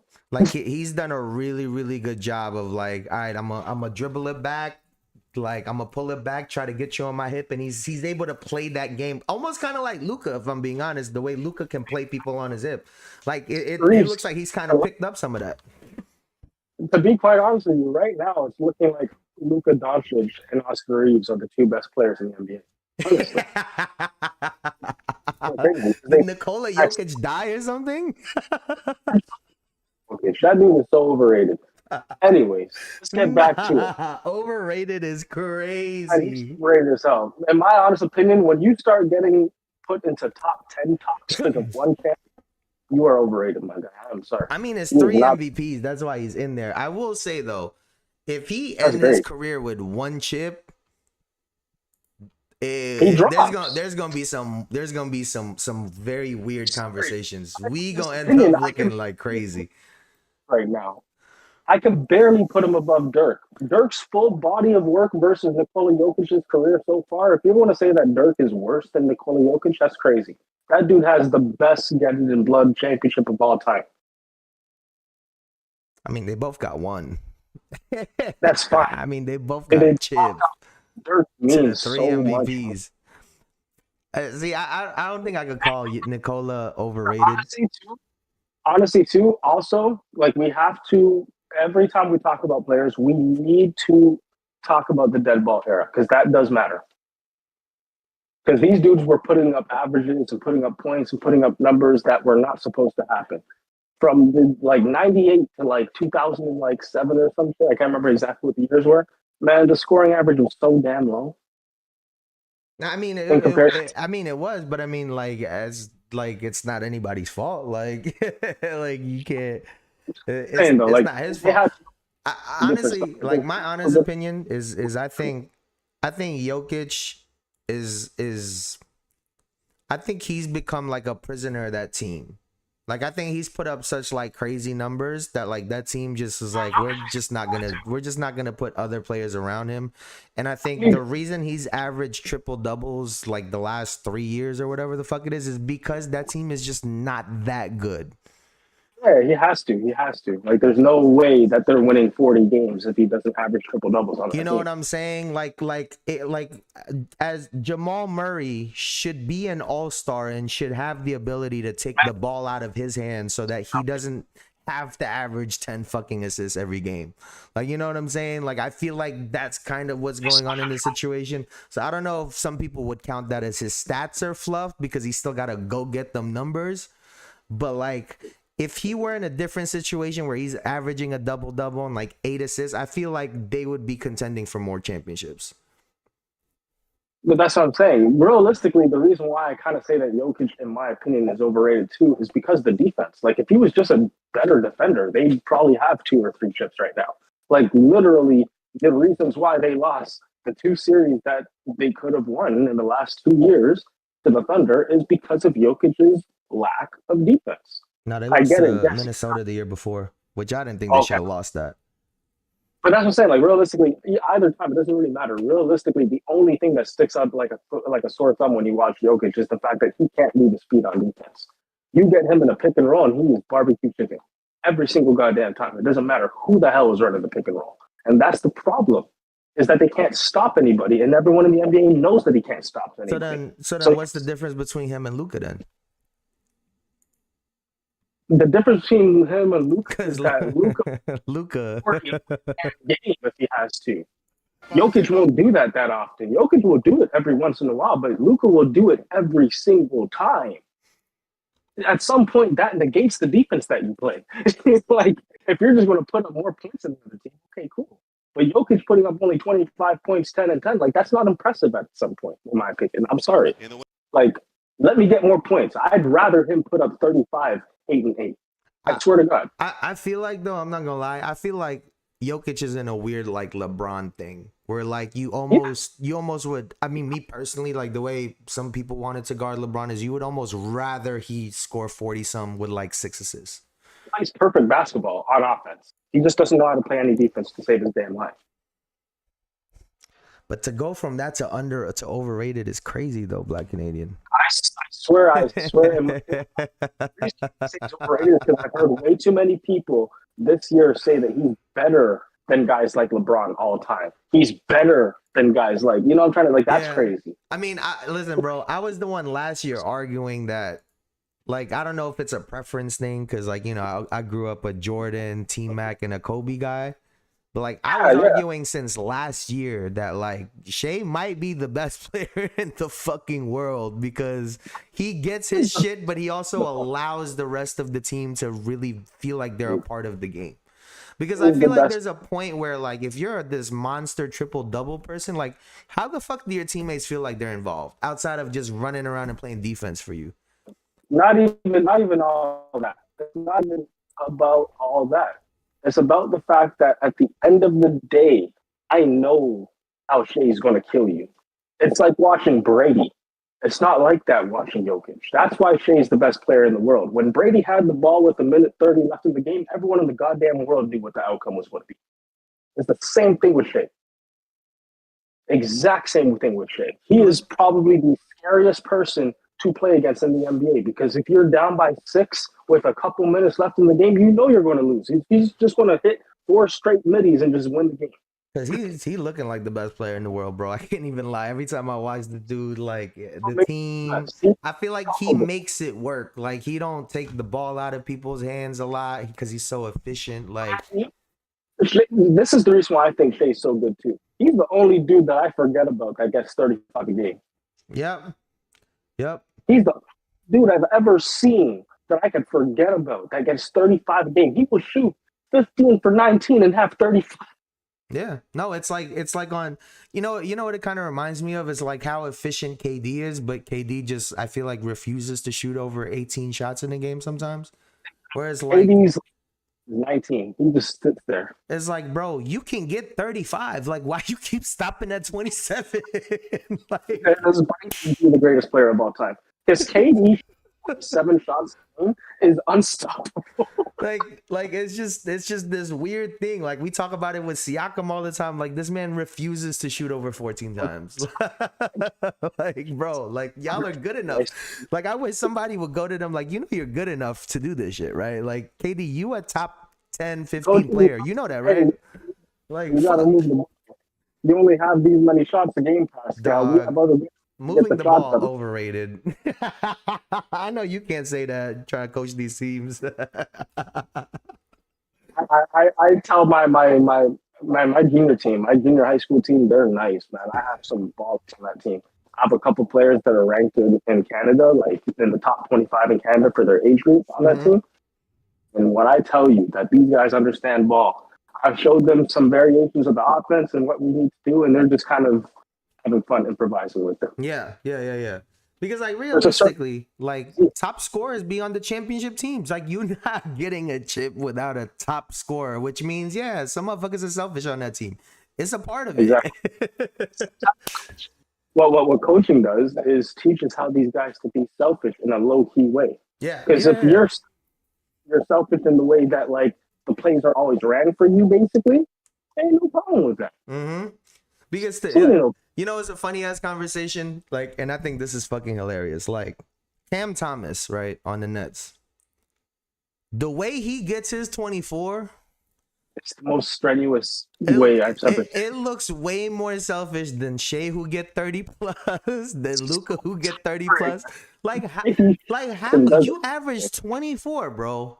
But somehow you make it look like OD selfish versus these guys who have the ball 90% of the game. Thomas possession. Where is he catching the ball? Is he catching the ball at the wing above the 3-point line 100% of the time? Yes, that's why. He's looking at you. He's jabbing. He's going to dribble right. You're going to left. You're going to some dumb shit. That's what he does. He's going to dribble minimum 5 times every time he goes for a score. And that's the reason why it's difficult. You watch Shai Gilgeous-Alexander as a point guard. He'll take 3 dribbles to get the ball up the court. He'll take 2 more dribbles to get to that mid-range. He'll take 5 dribbles full court to score. Like, really, the only one that really dribbles hella at this point, and it's not like because they just keep, like, it's just Luka, because he's the one bringing the ball up, running pick and rolls, like. But like, if I feel like if someone forced him to be in like kind of a slightly different situation, like Luka could play the 3 dribble game, like, you know what I'm saying? Like, ironically, Luka scores in about 4 or 3 all the time, anyways, as well. If you look at Luka, he comes down the court and then he'll wait for a screen, right? And then he'll take the screen. Once he's initiating the screen, how many dribbles is he taking to get into that little push-off floater that he does? No funny shit. I think he's taking like max 5 dribbles in all of these. I'm just watching it right now. Like, realistically, like, Luka doesn't dribble. From half court too. He taking 5 dribbles max. Like Doncic knows how to play ball, bro. He is not a. I'm telling you, bro, they better not let this man get a chip in an MVP. It's over for everybody, bro. Right now, Doncic gets a chip in an MVP in Los Angeles. This Shea talk, I love Shea. Like, but Luka is over, bro. This guy is unreal. I'm gonna pull this up. To LA. If Luka does, man.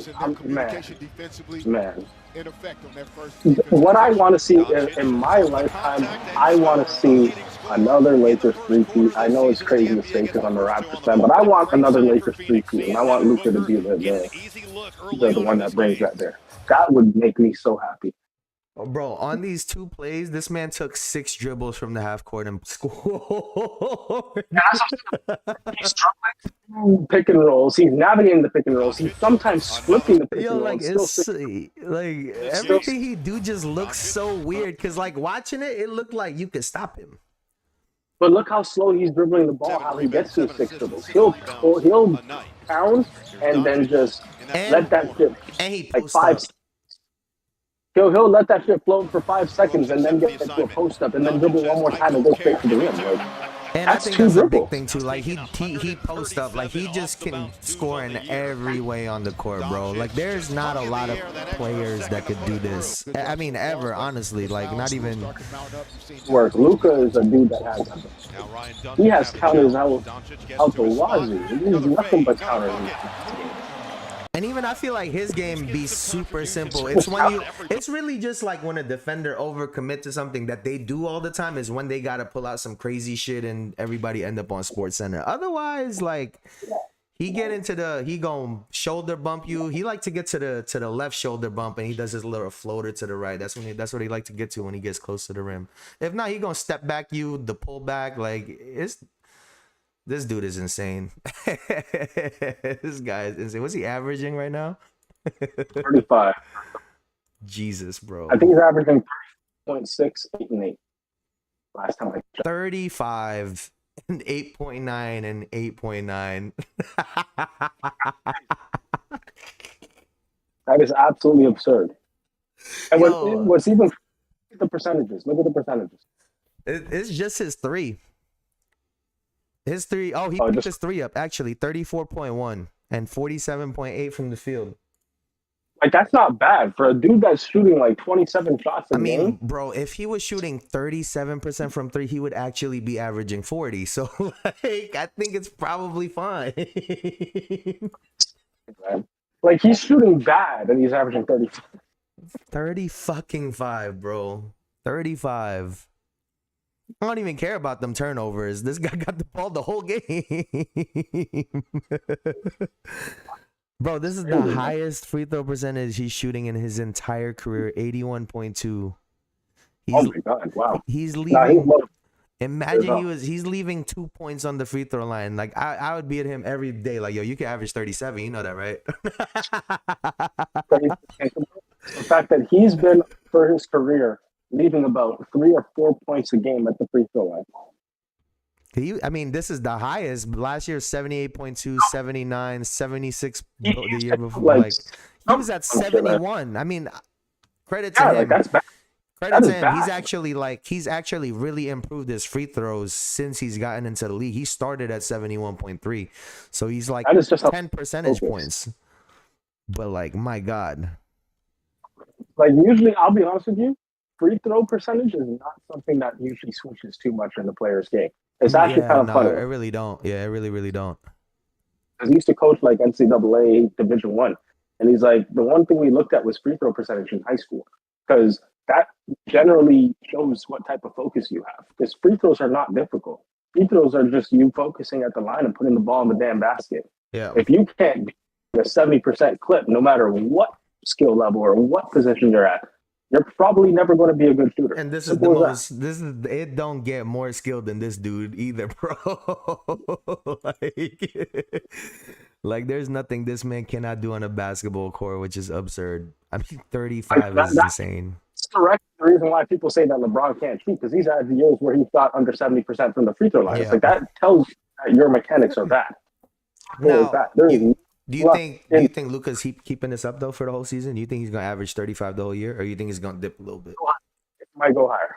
It might go higher. Because that's why I say it might go higher is because he always has that month where he goes crazy, especially in a year like this. Usually he starts off slow, right? I mean, yeah, that's true. That's true. And at the end of the season, all of a sudden, Luka averaged 28.9. If I was how the hell do if like Austin Reeves or LeBron come in with anything, they a little cough. Hey man, just sit out. I got the shit. literally, and I literally think that's what the Lakers should do right now because they have a record where if they play 500 basketball, they're in the playoffs as a top 4 seed minimum. So I don't think they're taking this year serious though. That was my thought going into this year. I felt like this year that's not the regular season. Like, I don't think a lot of teams are serious right now. A lot of teams are fucking mid. It's actually crazy. I feel like LeBron is kind of like fucking it up for them, though. I'm not gonna lie. That's precise reason, like how I said, how a lot of teams is exactly why I was saying certain teams are going to be better than we think, like the Lakers, like the Raptors, like you wasn't wrong about the Raptors, bro. Jesus, I'm not even going to gloat about it because I know ball. Jesus, like, I'm not gonna lie though. I'm not gonna lie though. That takes a lot. Cause like what they're doing right now is like the everybody eats offense, and like that's really hard to maintain. Because like if anyone on that line just becomes a little bit selfish, then it fucks it up for everybody. Because then somebody else like I'm gonna go get some extra shots, and then everything gets fucked up. The fact that they have all of these guys on the same page is really impressive. But like I said, the reason why the team works is because of the respect that everyone has for Scotty Barnes. Scotty Barnes being as unselfish as he is as a star that can easily average 25, 9 and 9 probably if he wanted to, but he just chooses to average 22, 7 and like 8 or some shit, like he chooses to lower himself in certain moments to ensure that the rest of the team works. And that's why it all ripple effects. We don't have guys that are coming in here with egos. Like Emmanuel Quickly is not Tyrese Maxey. He wants to be Tyrese Maxey, but he's not. So he's not going to have that ego. RJ Barrett has been talked about all his career. He's not going to have that ego. Brandon Ingram has something to prove. He's not going to have that ego. Brandon Ingram's over there doing his, in my opinion, I think Brandon Ingram's over there doing his best impression of KD and the Warriors when it comes to his rim protection. He's doing unbelievable. Yeah, he's doing unreal right now. I've never seen Ingram be motivated to play defense. And that's one thing that I remember telling you, I knew for a fact that was going to happen. There's only one team that I've seen that can continuously get guys to commit to their way of playing. And if you want to be a Raptor, it's just something that is a prerequisite. You are going to commit to our style. I mean, look at these numbers, bro. BI's 21.5, 20.3 for Scotty Barnes, 16.3 and 19.4. It's just a good spread of points. And players want to play. I've seen hella games. I know you've watched them. I've seen hella games where like they got like 4 or 5 people with 6 assists. I was like, you don't see that often. Like it goes under the radar, but you don't see that type of stuff very often. And the one thing I love as well is that we have the 2 different type of styles. So if we want to play a more modern style, we put Emmanuel Quickly on the court, make him be our point guard. If we want to play a more traditional style, get the ball to his hands, we put Jamal Shed on the court. He's a normal type of point guard. He's going to get you the ball. He's not going to get any turnovers, and he's going to hit his shots. Simple as that. And we have a lot of guys on our bench that are literally just going to do that. And honestly, like y'all got the 4th in opponent points per game, and you guys got the 5th defensive rating. So I mean, a lot of it also goes to that. Like everybody sharing the ball and everybody defending. So we were number 1 in assists, and we were number 1 in half-court offense at one point as well. I'm not sure what we are right now, but I know for a fact that we were number 1 in both those stats last week. I mean, they got a hell of a half-court player in BI. That's what he want to do. Hey, man, you know it's funny? Like, because just the half-court offense shit, I was like, I knew the Dallas Mavericks was going to be terrible from preseason. Like, you got they have 5 guys that want to fucking walk the ball up the court. I was like, bro, this shit looks terrible. League. I'm in a 2K league where we all just have like random teams. Man, the Mavericks ran away with the championship. What? Dude, I was the Mavericks. I just did a random draft on like random teams, and I was appointed to the Dallas Mavericks. And bro, they went like 74 and like 7 or something, like something crazy. Like it was nuts. We only lost we lost less than 10 games. Like we broke the record of wins in the season. I know that for a fact. That's crazy. Rookie of the year, Anthony Davis won MVP, and we basically swept the playoffs. And I was like, God damn. See, that's probably the biggest issue with them, right? Is like Anthony Davis. Oh my goodness. He's an MVP caliber player. Like the eye test says it. Like Davis is one of the best players of all time. He just don't play like that for let's not even say 82, for 70 games. If we were to go into the season and say, yo, Anthony Davis about to come in and be the MVP for 70 games of this year, I said, oh shit, they're good. Clay gets to be regular Clay, like it would have opened it up, but that's just never how it shakes out. It's just never how it shakes out.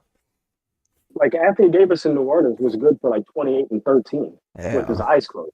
Knicks not getting Giannis, bro. Man, yo, why Bruce always come in here shitting on my Knicks? Like, Bruce does not. I like that energy. Oh, I don't know how, but I don't know. Somehow everyone hates the Knicks. Everyone, I don't know. So I don't know how I did it. Instead of getting a bunch of Knicks fans, I did the complete opposite somehow. I need the Celtics to have one of them mother. I'm not saying all that. Man, honestly, I know. I feel like it's kind of gone unnoticed because like no one's talked about it, but I do kind of miss seeing like Jayson Tatum on the court. Like I know Bruce like calling him boring, but like I feel like the NBA is better when JT playing, bro. Like the NBA is better because the NBA sucks when the Celtics are bad. Is what I've started to notice. Like it's just not that. Wait, I know they beat my Knicks last night. We're not gonna talk about that, but is the JT that convo dead, right? Like it's gotta be dead, right? There's no way there's motherfuckers still talking about he better than Jayson Tatum. Like what do you do when Jayson Tatum comes back? So? Wait, what you mean? Like what do you do? Are we just running it back the same way, or like what are we doing? That is an issue because it's hard. Like it's hard to reel people back. Like realistically, I just feel like they have to get rid of Jayson Tatum. Cause like what's he even averaging this year? Is he averaging anything crazy this year? I think he's averaging like 27 or something. Oh, so that's not that crazy. That's like about his average. He averaging like 2 points more. See, it's like when people start like, I feel like it gets really hard when like guys start running up a bunch of 30s and 40s. 29. Okay, I think that's way more than he was averaging before that. Yeah. Knicks and Cavs are supposedly gonna dominate Eastern Conference. They just mid. We knew the Cavs were mid. No one remembers Tatum this year. No one misses him. Even Jaylen Brown here doesn't miss him. That's why I left Jaylen's here. Bro, Jayson Tatum has to get traded, man. Tatum like, I don't know. Yeah. Or you think he gotta like ask for a trade? Yeah, that makes more sense. I would ask for a trade from Jayson Tatum. Like, what do I do if I'm this? Where is? Oh yeah, you can't reel him back. Wait, hold on. Wait, Jaylen Brown wasn't averaging 25 next to JT? This man last year 22, the year before that 23, and then the year before that was the 26, and then 23, and then 24, and then 20. Wait, hold on. Hold on. Why this whole time I thought this man was averaging 25 right next to Tatum's 27? Am I bugging? I don't think he ever did. He averaged 26 1 year, 2022, 2023. Oh yeah, it's dead, bro. It's dead. is that because like to try to reel someone back from 29 to 22 is gonna be really difficult. That's gonna be really difficult. Now if the Celtics think that Jaylen Brown is a bigger star, they would end up staying with him. I don't think he is, but yeah, I think they're gonna be in a weird spot going into next season. Realistically, Jason Tatum in the same position as Jaylen Brown went down with an Achilles injury, he'd probably be battling Luka Doncic for the top points per game right now. I mean, he talked about that one year he went for 30 and he did it, and then he was like, "Shit, well, we didn't win," so he stopped doing it. Listen, like he'd be forced to do it this year. Like he wouldn't have really much of a choice. Like what who's he going to pass the ball to? No, yeah, he would have gone crazy. I'm not gonna lie to you. Like I get Jaylen Brown's averaging 29 right now. Tatum would be over 30. No, that's the same. They probably wouldn't have even gotten rid of Kristaps Porzingis because if you're the Celtics and you still have Jason Tatum instead of Jaylen Brown, you still believe you can win. You don't believe you can win when it's just Jaylen Brown. You believe you can win when it's just Jason Tatum. Yeah, 100%. I think it's very obvious. It's very obvious. One of them is Jason Tatum and one of them is Jaylen Brown. That's why I don't get. That's why I don't get like. Listen, bro. I thought it was clear. I thought it was very obvious who the better player was. Like, was that conversation? Like this guy averages 26.8 for his career or some shit. Oh no, that was last season. 26.8 last season. He averaged. And he told us that he's 22, 23. Let me take a look at this. 22, 23 is when Jaylen Brown averaged 26, and that was when Tatum averaged 30. Wow, they did it in the same year. That's pretty cool. Yeah, I mean, Jaylen Brown is really good. I feel like, you know, it's funny. I feel like a contending team could really use him. No, Mrs. Brussels sprouts. I'm not gonna lie to you. There was a point in time where I really wanted the Raptors to just swap Pascal for Jaylen Brown. Yeah, you think so? Like 2-3 years ago, hell yeah, I would have done it just because what the hell else are we going to get for him? How about this one? Realistically, right now, the Raptors are a better team with Jaylen Brown instead of Brandon Ingram. I said it. I'm sorry, but it's the facts. I mean, yeah. Jason said. I mean, Jaylen Brown is just more proven too, and a better defender. Jaylen Brown will be averaging 29 a game on this Raptors team, and we probably would have only lost about 3 or 4 games as well. But we'd be more consistent because we'd always have that 29 from Jaylen Brown. Yeah, he's for sure a bucket. As good as Brandon Ingram is, right? He's never been a 30-point per game guy. To a sluggish start with all the injuries, he's also adapting to a new offense. We wouldn't have to worry about those things with Jaylen Brown. He just gets the ball and goes. Yeah, he just goes. He's the type of dude ISO all game long, all day long, doesn't matter. And he plays hard-nosed defense. All right, so what you think? So, I mean, I mean, I don't know if I would want to see this, but what if they somehow tried to get Jaylen Brown on the Nuggets? Oh, my God. Jokic would be so happy. Last year I was saying, hey, maybe they go get Zach LaVine because I feel like he could shoot, like he'd be a good. But now the more I look at it, I feel like Jaylen Brown will go bananas with him. Crazy on Denver. Because Jamal Murray, I feel like 20 a game off from Jokic. Like Jamal Murray's really good. Like he's a really good basketball player. But like there's just something he like concedes almost too much. Like I get Jokic is great, but like dog, you can go get we was watching you get 50s.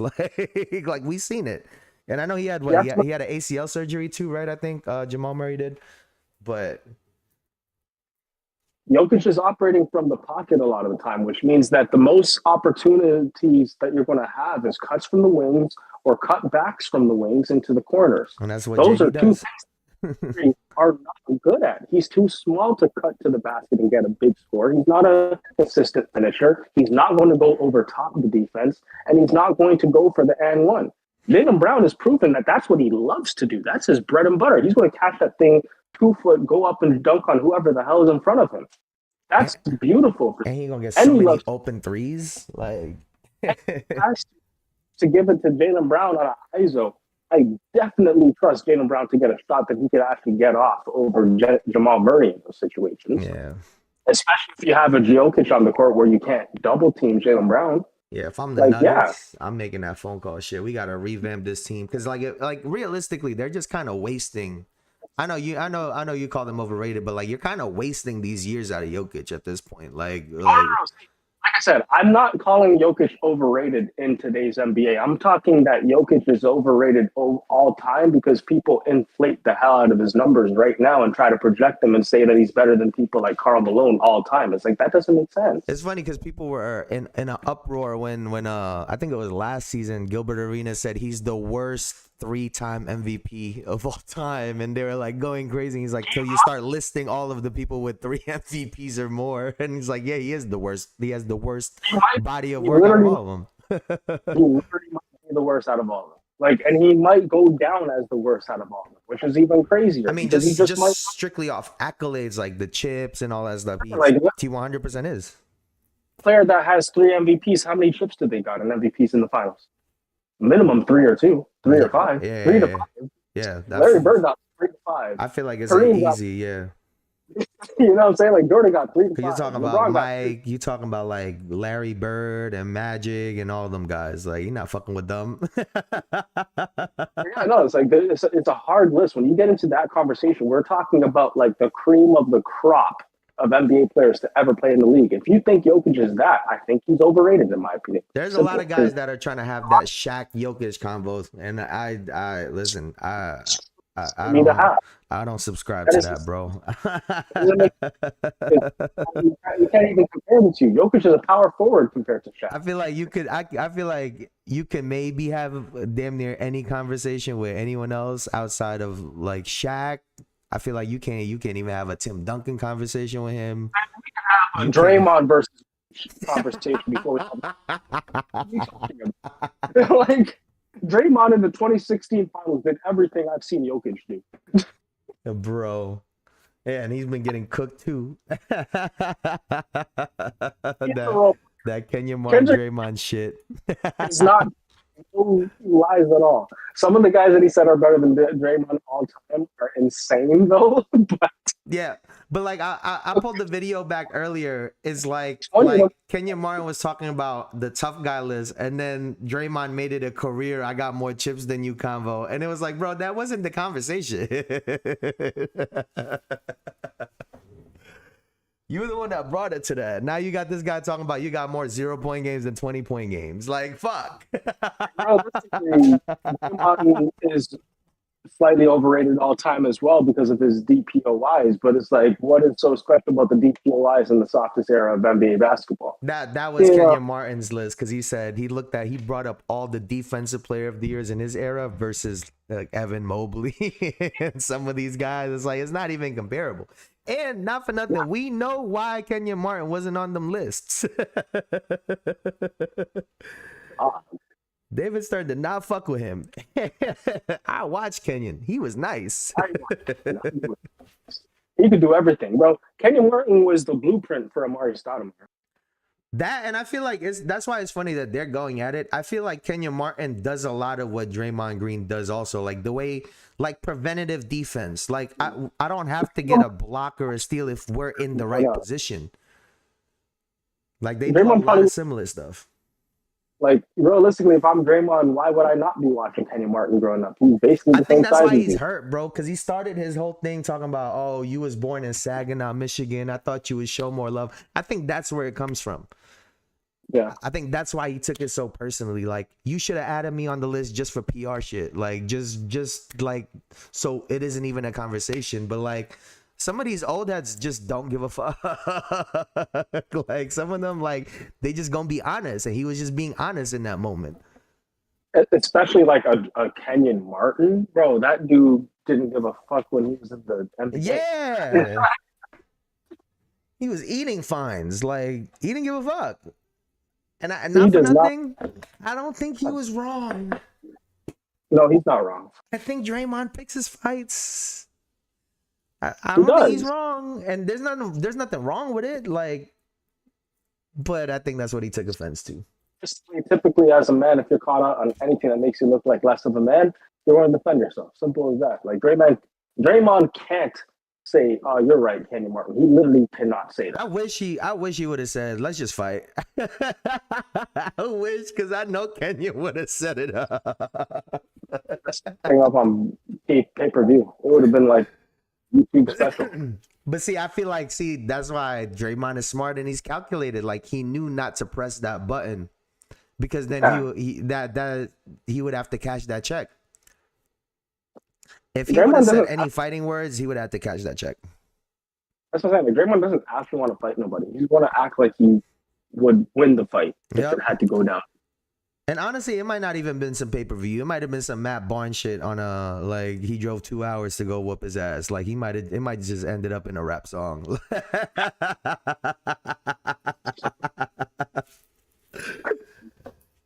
Oh fuck, man. Is there anything going on right now? Who's playing right now? I just realized that we're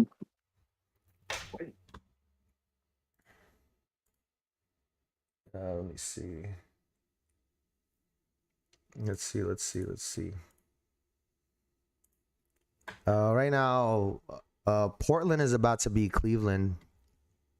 Oh yeah, I see that. Yeah. Denver is winning against Indiana. That should be a dub. Jamal Murray got 39. Can we quickly just acknowledge we were just talking shit about Jamal Murray. Can we acknowledge who? How good Portland is going to be when Dame gets back. I mean, yeah, I think this team is pretty fucking solid. 8-3 don't really show it, but the times I've watched them, like, they're solid for sure. Played my Raptors yesterday, and they play good basketball. Simple as that. They play good basketball, and they could use a guy like Damian Lillard that's just going to take some good shots sometimes. Yeah. Rockets, right? 13-5. It's the balls to just do that type of stuff. And realistically, I would love if Aiden Sharp was developing into that type of guy, but it doesn't really seem like that. Yeah. Which means that Dame being there to get him going is going to unlock him to another level. Oh shit, Tyler Hero already has 12 with 11 minutes left in the second quarter against Dallas. Go off, kid. I feel like he's another one. He go under the radar, but he got a burner on him when he get hot. Reeves, like they one and the same to me. Who, him and Austin Reeves? Yeah, they the same person to me. Yeah, I mean Tyler Hero just had the ball in his hand for longer. I imagine Austin Reeves with the ball in his hand. Shit. That's literally all it is. Like Tyler Hero, he just has more of a household name at this point because of his draft stock and all that stuff. But they're the same. They do exactly the same thing. See, now the question is, because didn't Austin Reeves turn down that that option? Although I'll say Austin better defender because he puts more effort. He definitely puts more effort. But didn't he turn down the extension last season? Yeah, he did. He banked on himself, so he's not getting paid that much right now. Yeah, but hey, if I'm him, hey, listen, if you're not talking 250, don't even hit my phone. Like literally, don't even call me. The fuck? bank on it like moments of his life, because realistically, like, let's say Austin Reeves does leave the Lakers this offseason. Like, whoever wants him needs to give up like 170 to 200 minimum. I feel like if you're not talking over 200, like, we not even having a conversation. I could just stay here with Luka. Like, I could just stay here with the best motherfucking player in the world. Like, with a dude on my team averaging 35. How much do you think I'll average for you? Hey, listen, I look around like, I bet none of y'all can average 26 next to this motherfucker, bro. I'm Kyrie Irving. In my honest opinion, you're probably going to think I'm crazy for saying this, but I have every right to say that Austin Reeves is better than Jalen Brunson, because Jalen Brunson didn't do this beside Luka. Whoa. That was young JB. JB. But I'm not gonna lie. I feel like drafted Austin Reeves, who just left on a headband last year. Yeah, but we don't know if he could do what JB's done with the Knicks, though. What I'm trying to say is that you get what I'm trying to say. I get what you're saying. I get what you're saying, though. No, but Austin Reeves is fucking nice, because you know what's funny?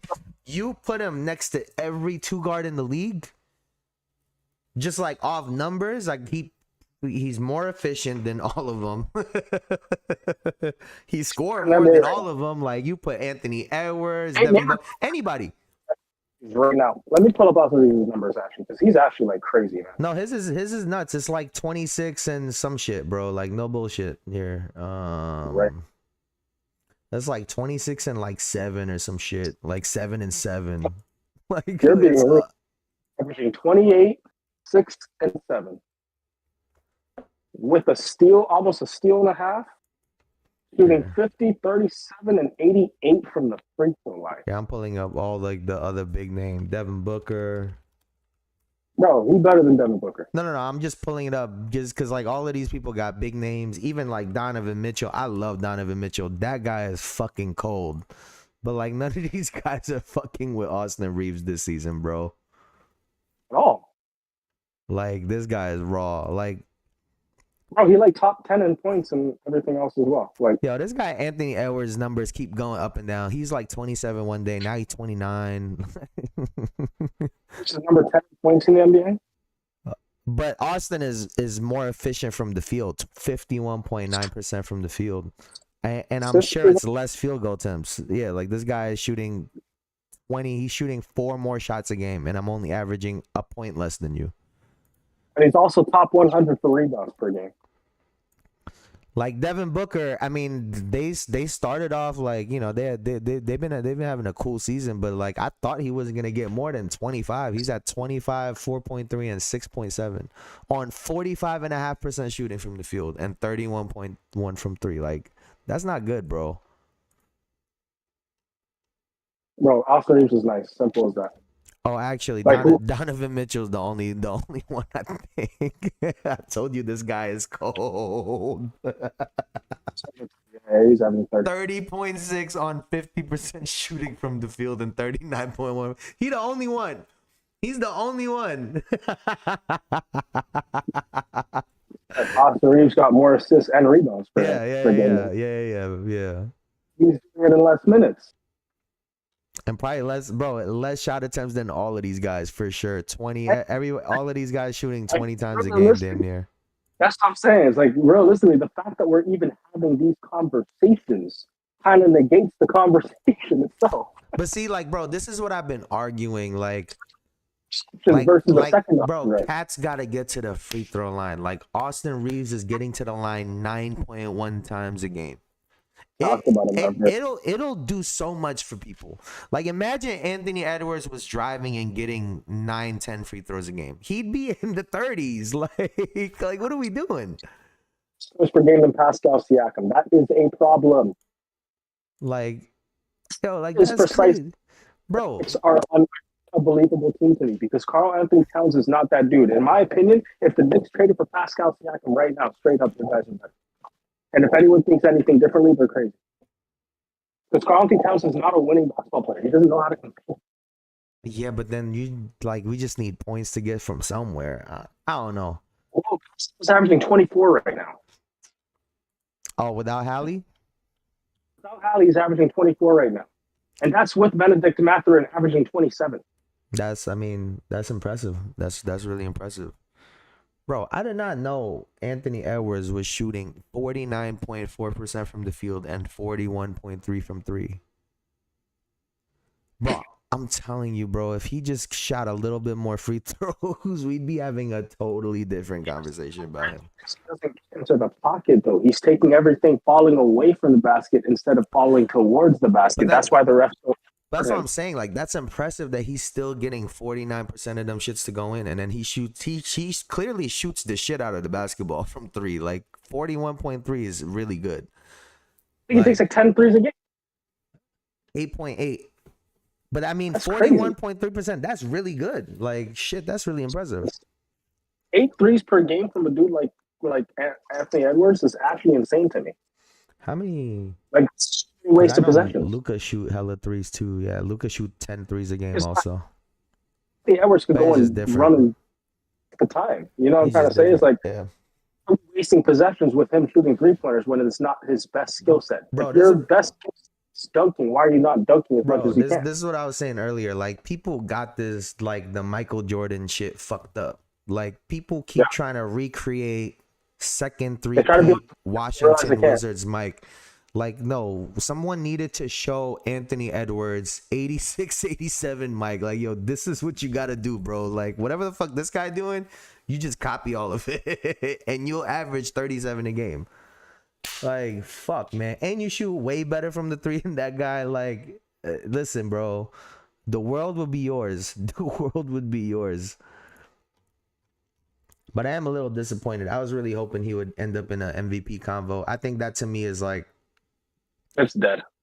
Well, not that, like, I didn't even expect Anthony Edwards to get an MVP this year. There's so many big names, but like, I feel like he's at the point in his career where he needs to start throwing his name in that hat, and that obviously comes from his play, and it's just not doing it. It's just not, I mean, you got 3 cats averaging over 30 damn near, like, in that combo.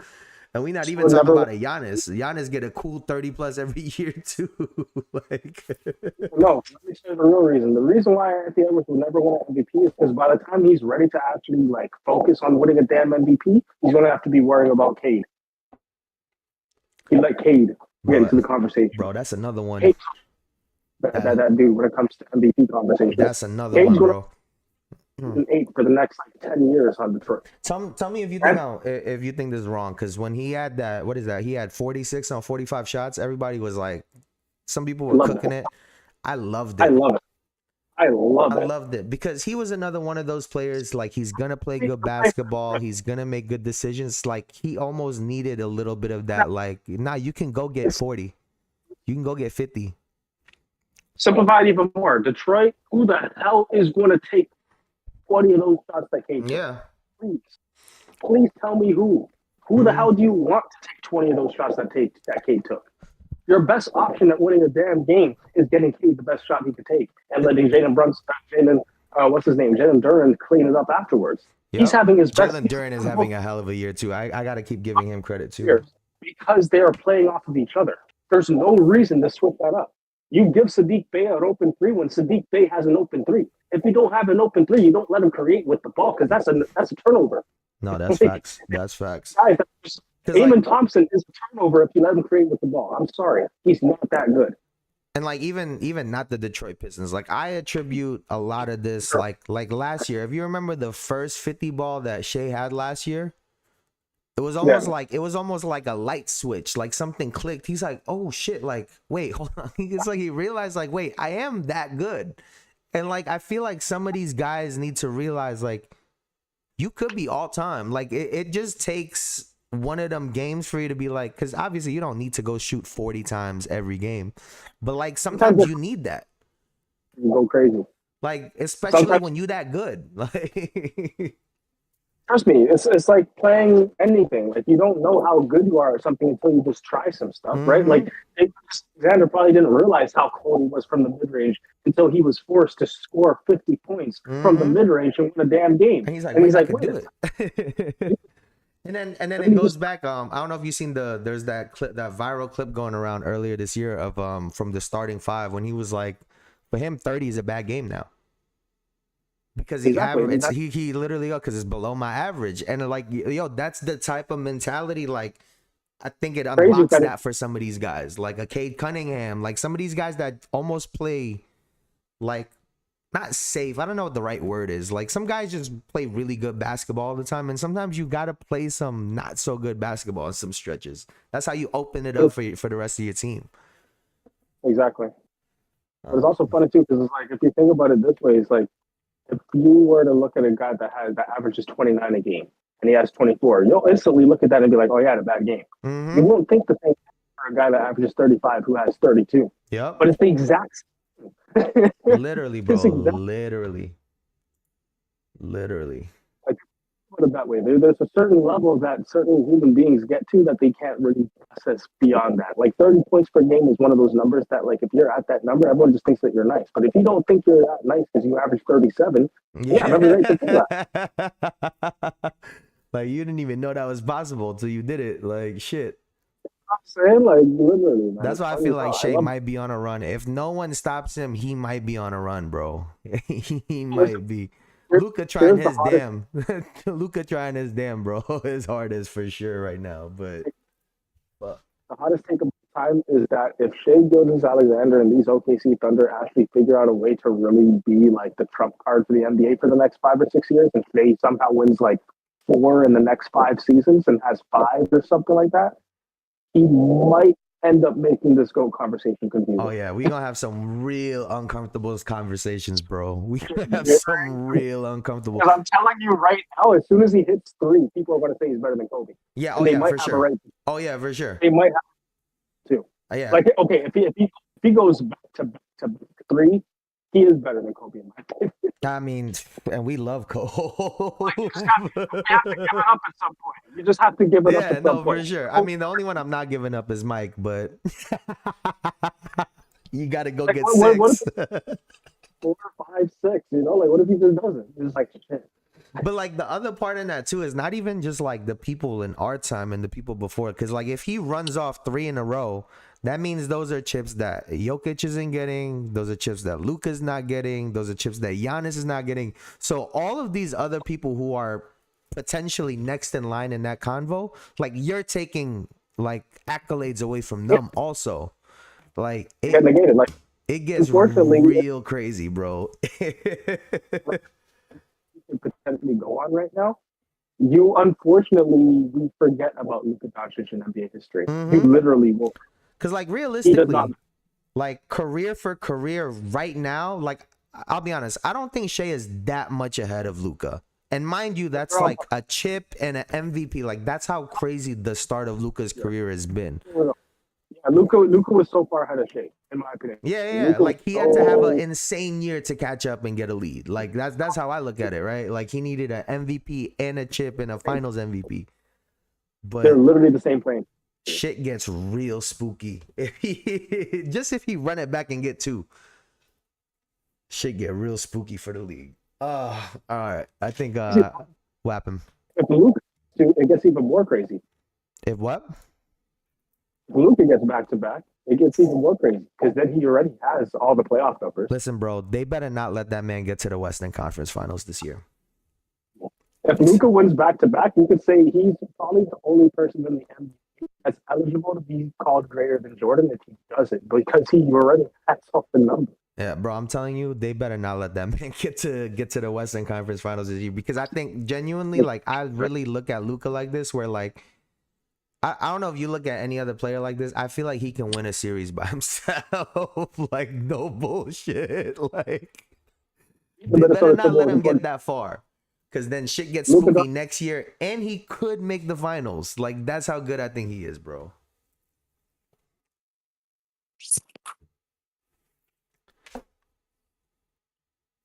All right, I'm gonna go catch the rest of these games, Black Canadian. Luka so I'm won. gonna hop off. What's up? Luka 100% won. I watched Luka beat the Minnesota Timberwolves in 2024 by himself. Yo, how the fuck did your shit just get mad clear all of a sudden? Oh, I don't know. I think it's because I have my headphones in. Oh shit! Yeah, no, My bad. Nah, Luka is, bro. We're probably glazing too much, as the kids would say. We probably glazing too much. I don't even. Nah, bro. He beat the Timberwolves by himself. I seen it.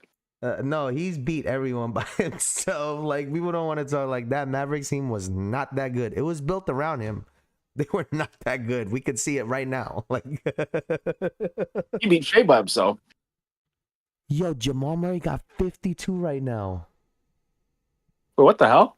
Oh, we have to talk shit about this guy more often. Yeah. No, every time we talk shit about him, he I goes swear. crazy. We got to talk shit about this guy more often, bro. Maybe Jokic might win a chip.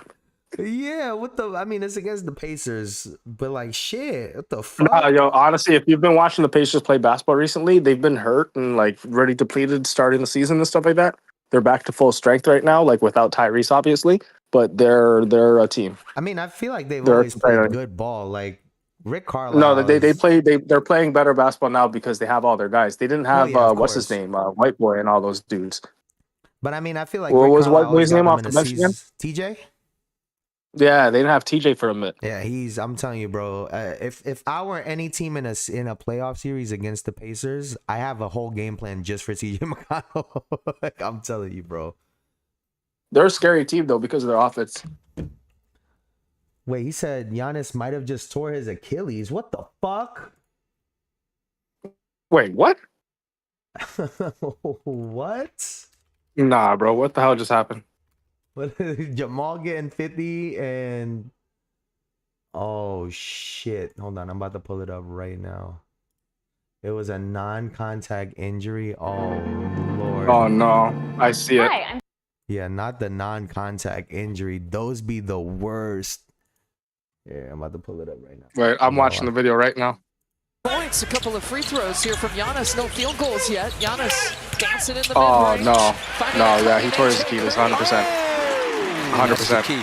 100%, 100%, 100%. Because the biggest tell is that he looked back as soon as the power happened. They always say feel like you get Everything happened. He looked back. One thing that happens is that you feel like you got knocked. Yep, Yeah. exactly. Oh Yep. no. Giannis is done. That fucking sucks. Oh my Bro, god, he wasn't even bro. making a move. He was just running back. Literally, but that's how it is. It's crazy, man. I know, but like, at least like not at least. He didn't even but, try like, to get back up. That's how you know. like, usually people are like trying to drive or something, but like, wow. Oh my god. Well, that fucks up trade talks. Oh my god. I'm not gonna lie to you. I don't think I've seen an injury affect the NBA more than this one. Yeah, it was ACLs. Now it's Achilles. Because He's like walking that shit right off. now, What the fuck? Oh, he's like the #1 trade asset in the NBA right now. He definitely thinking Kobe in his head, bro, for sure. He's like, I gotta walk this shit off like Kobe. That's everybody, man. Kobe started a movement. I know. Yo, bro, I hate it when people were trying to like when people were trying to like, oh, like why you got to think about another man? Like when Halle, I'm like, bro, Kobe, like why wouldn't you think of Kobe? Like what the fuck? Oh, he knows for Kobe sure. started something today. Oh, that's fucking sucks. Damn, you hate to see it happen. Yeah, that's the worst. Wait, this game's over. Jamal had 50. And it's such a wash of a season too. Like a season where like nothing even matters. I mean, he was probably hoping to get on a trade and like make a playoff run was probably what he was hoping for. But that's what I'm saying. It's like now all those talks are kind of dead. Like I'll be honest with you, I don't even want you guys to get honest no more. Why would you do that? Yeah, like how do you even manage this now as an agent? Now you about to get. He's running dunk man. He has no touch around the rim. He might not even be useful anymore. That's crazy, bro. That's tough. Like Giannis might, if Giannis is only 75% of Giannis for the rest of his career, he might only average 18 and like 12. Yeah, he gonna have to somehow pull like a little post up bag out of nowhere, and I don't see that happening. If Giannis isn't not able to shoot like 60% from the mid on open shots, yeah, it's kind of wrapped up. Yeah, it's in my pretty opinion. cooked, bro. It's pretty cooked. Damn, Because Maul that's a had dude 52. that like is about to get exposed for not having a bag. Yeah, people. Yeah, we were talking about bags and shit earlier. Yeah, talk about not having. He about a to get bag, exposed. bro. Talk about no bag. That's crazy, man. Thank you, Rayvon Anderson, for saying that because I would have missed that shit until later. Shit, that's crazy. Yo, we got so many torn ACLs right now. Cause what Dame was ACL, right? No, he's Achilles as well. Yeah, ACL, Tatum, Halliburton. Yeah, these are all Achilles. Oh yeah. Dame was the ACL. Everybody else is Achilles. That's where I flipped it. Yeah. No, Kyrie was ACL. Oh yes, Kyrie was the ACL, and then everybody was Achilles. Damn, bro. Everyone else was Achilles. Yeah. That's so tough. Who's winning this game, actually? Yeah, it's messed up. Hey, it's a close game. Shit. 66-60. Detroit. I mean, Detroit shit. If they don't win this game, shit.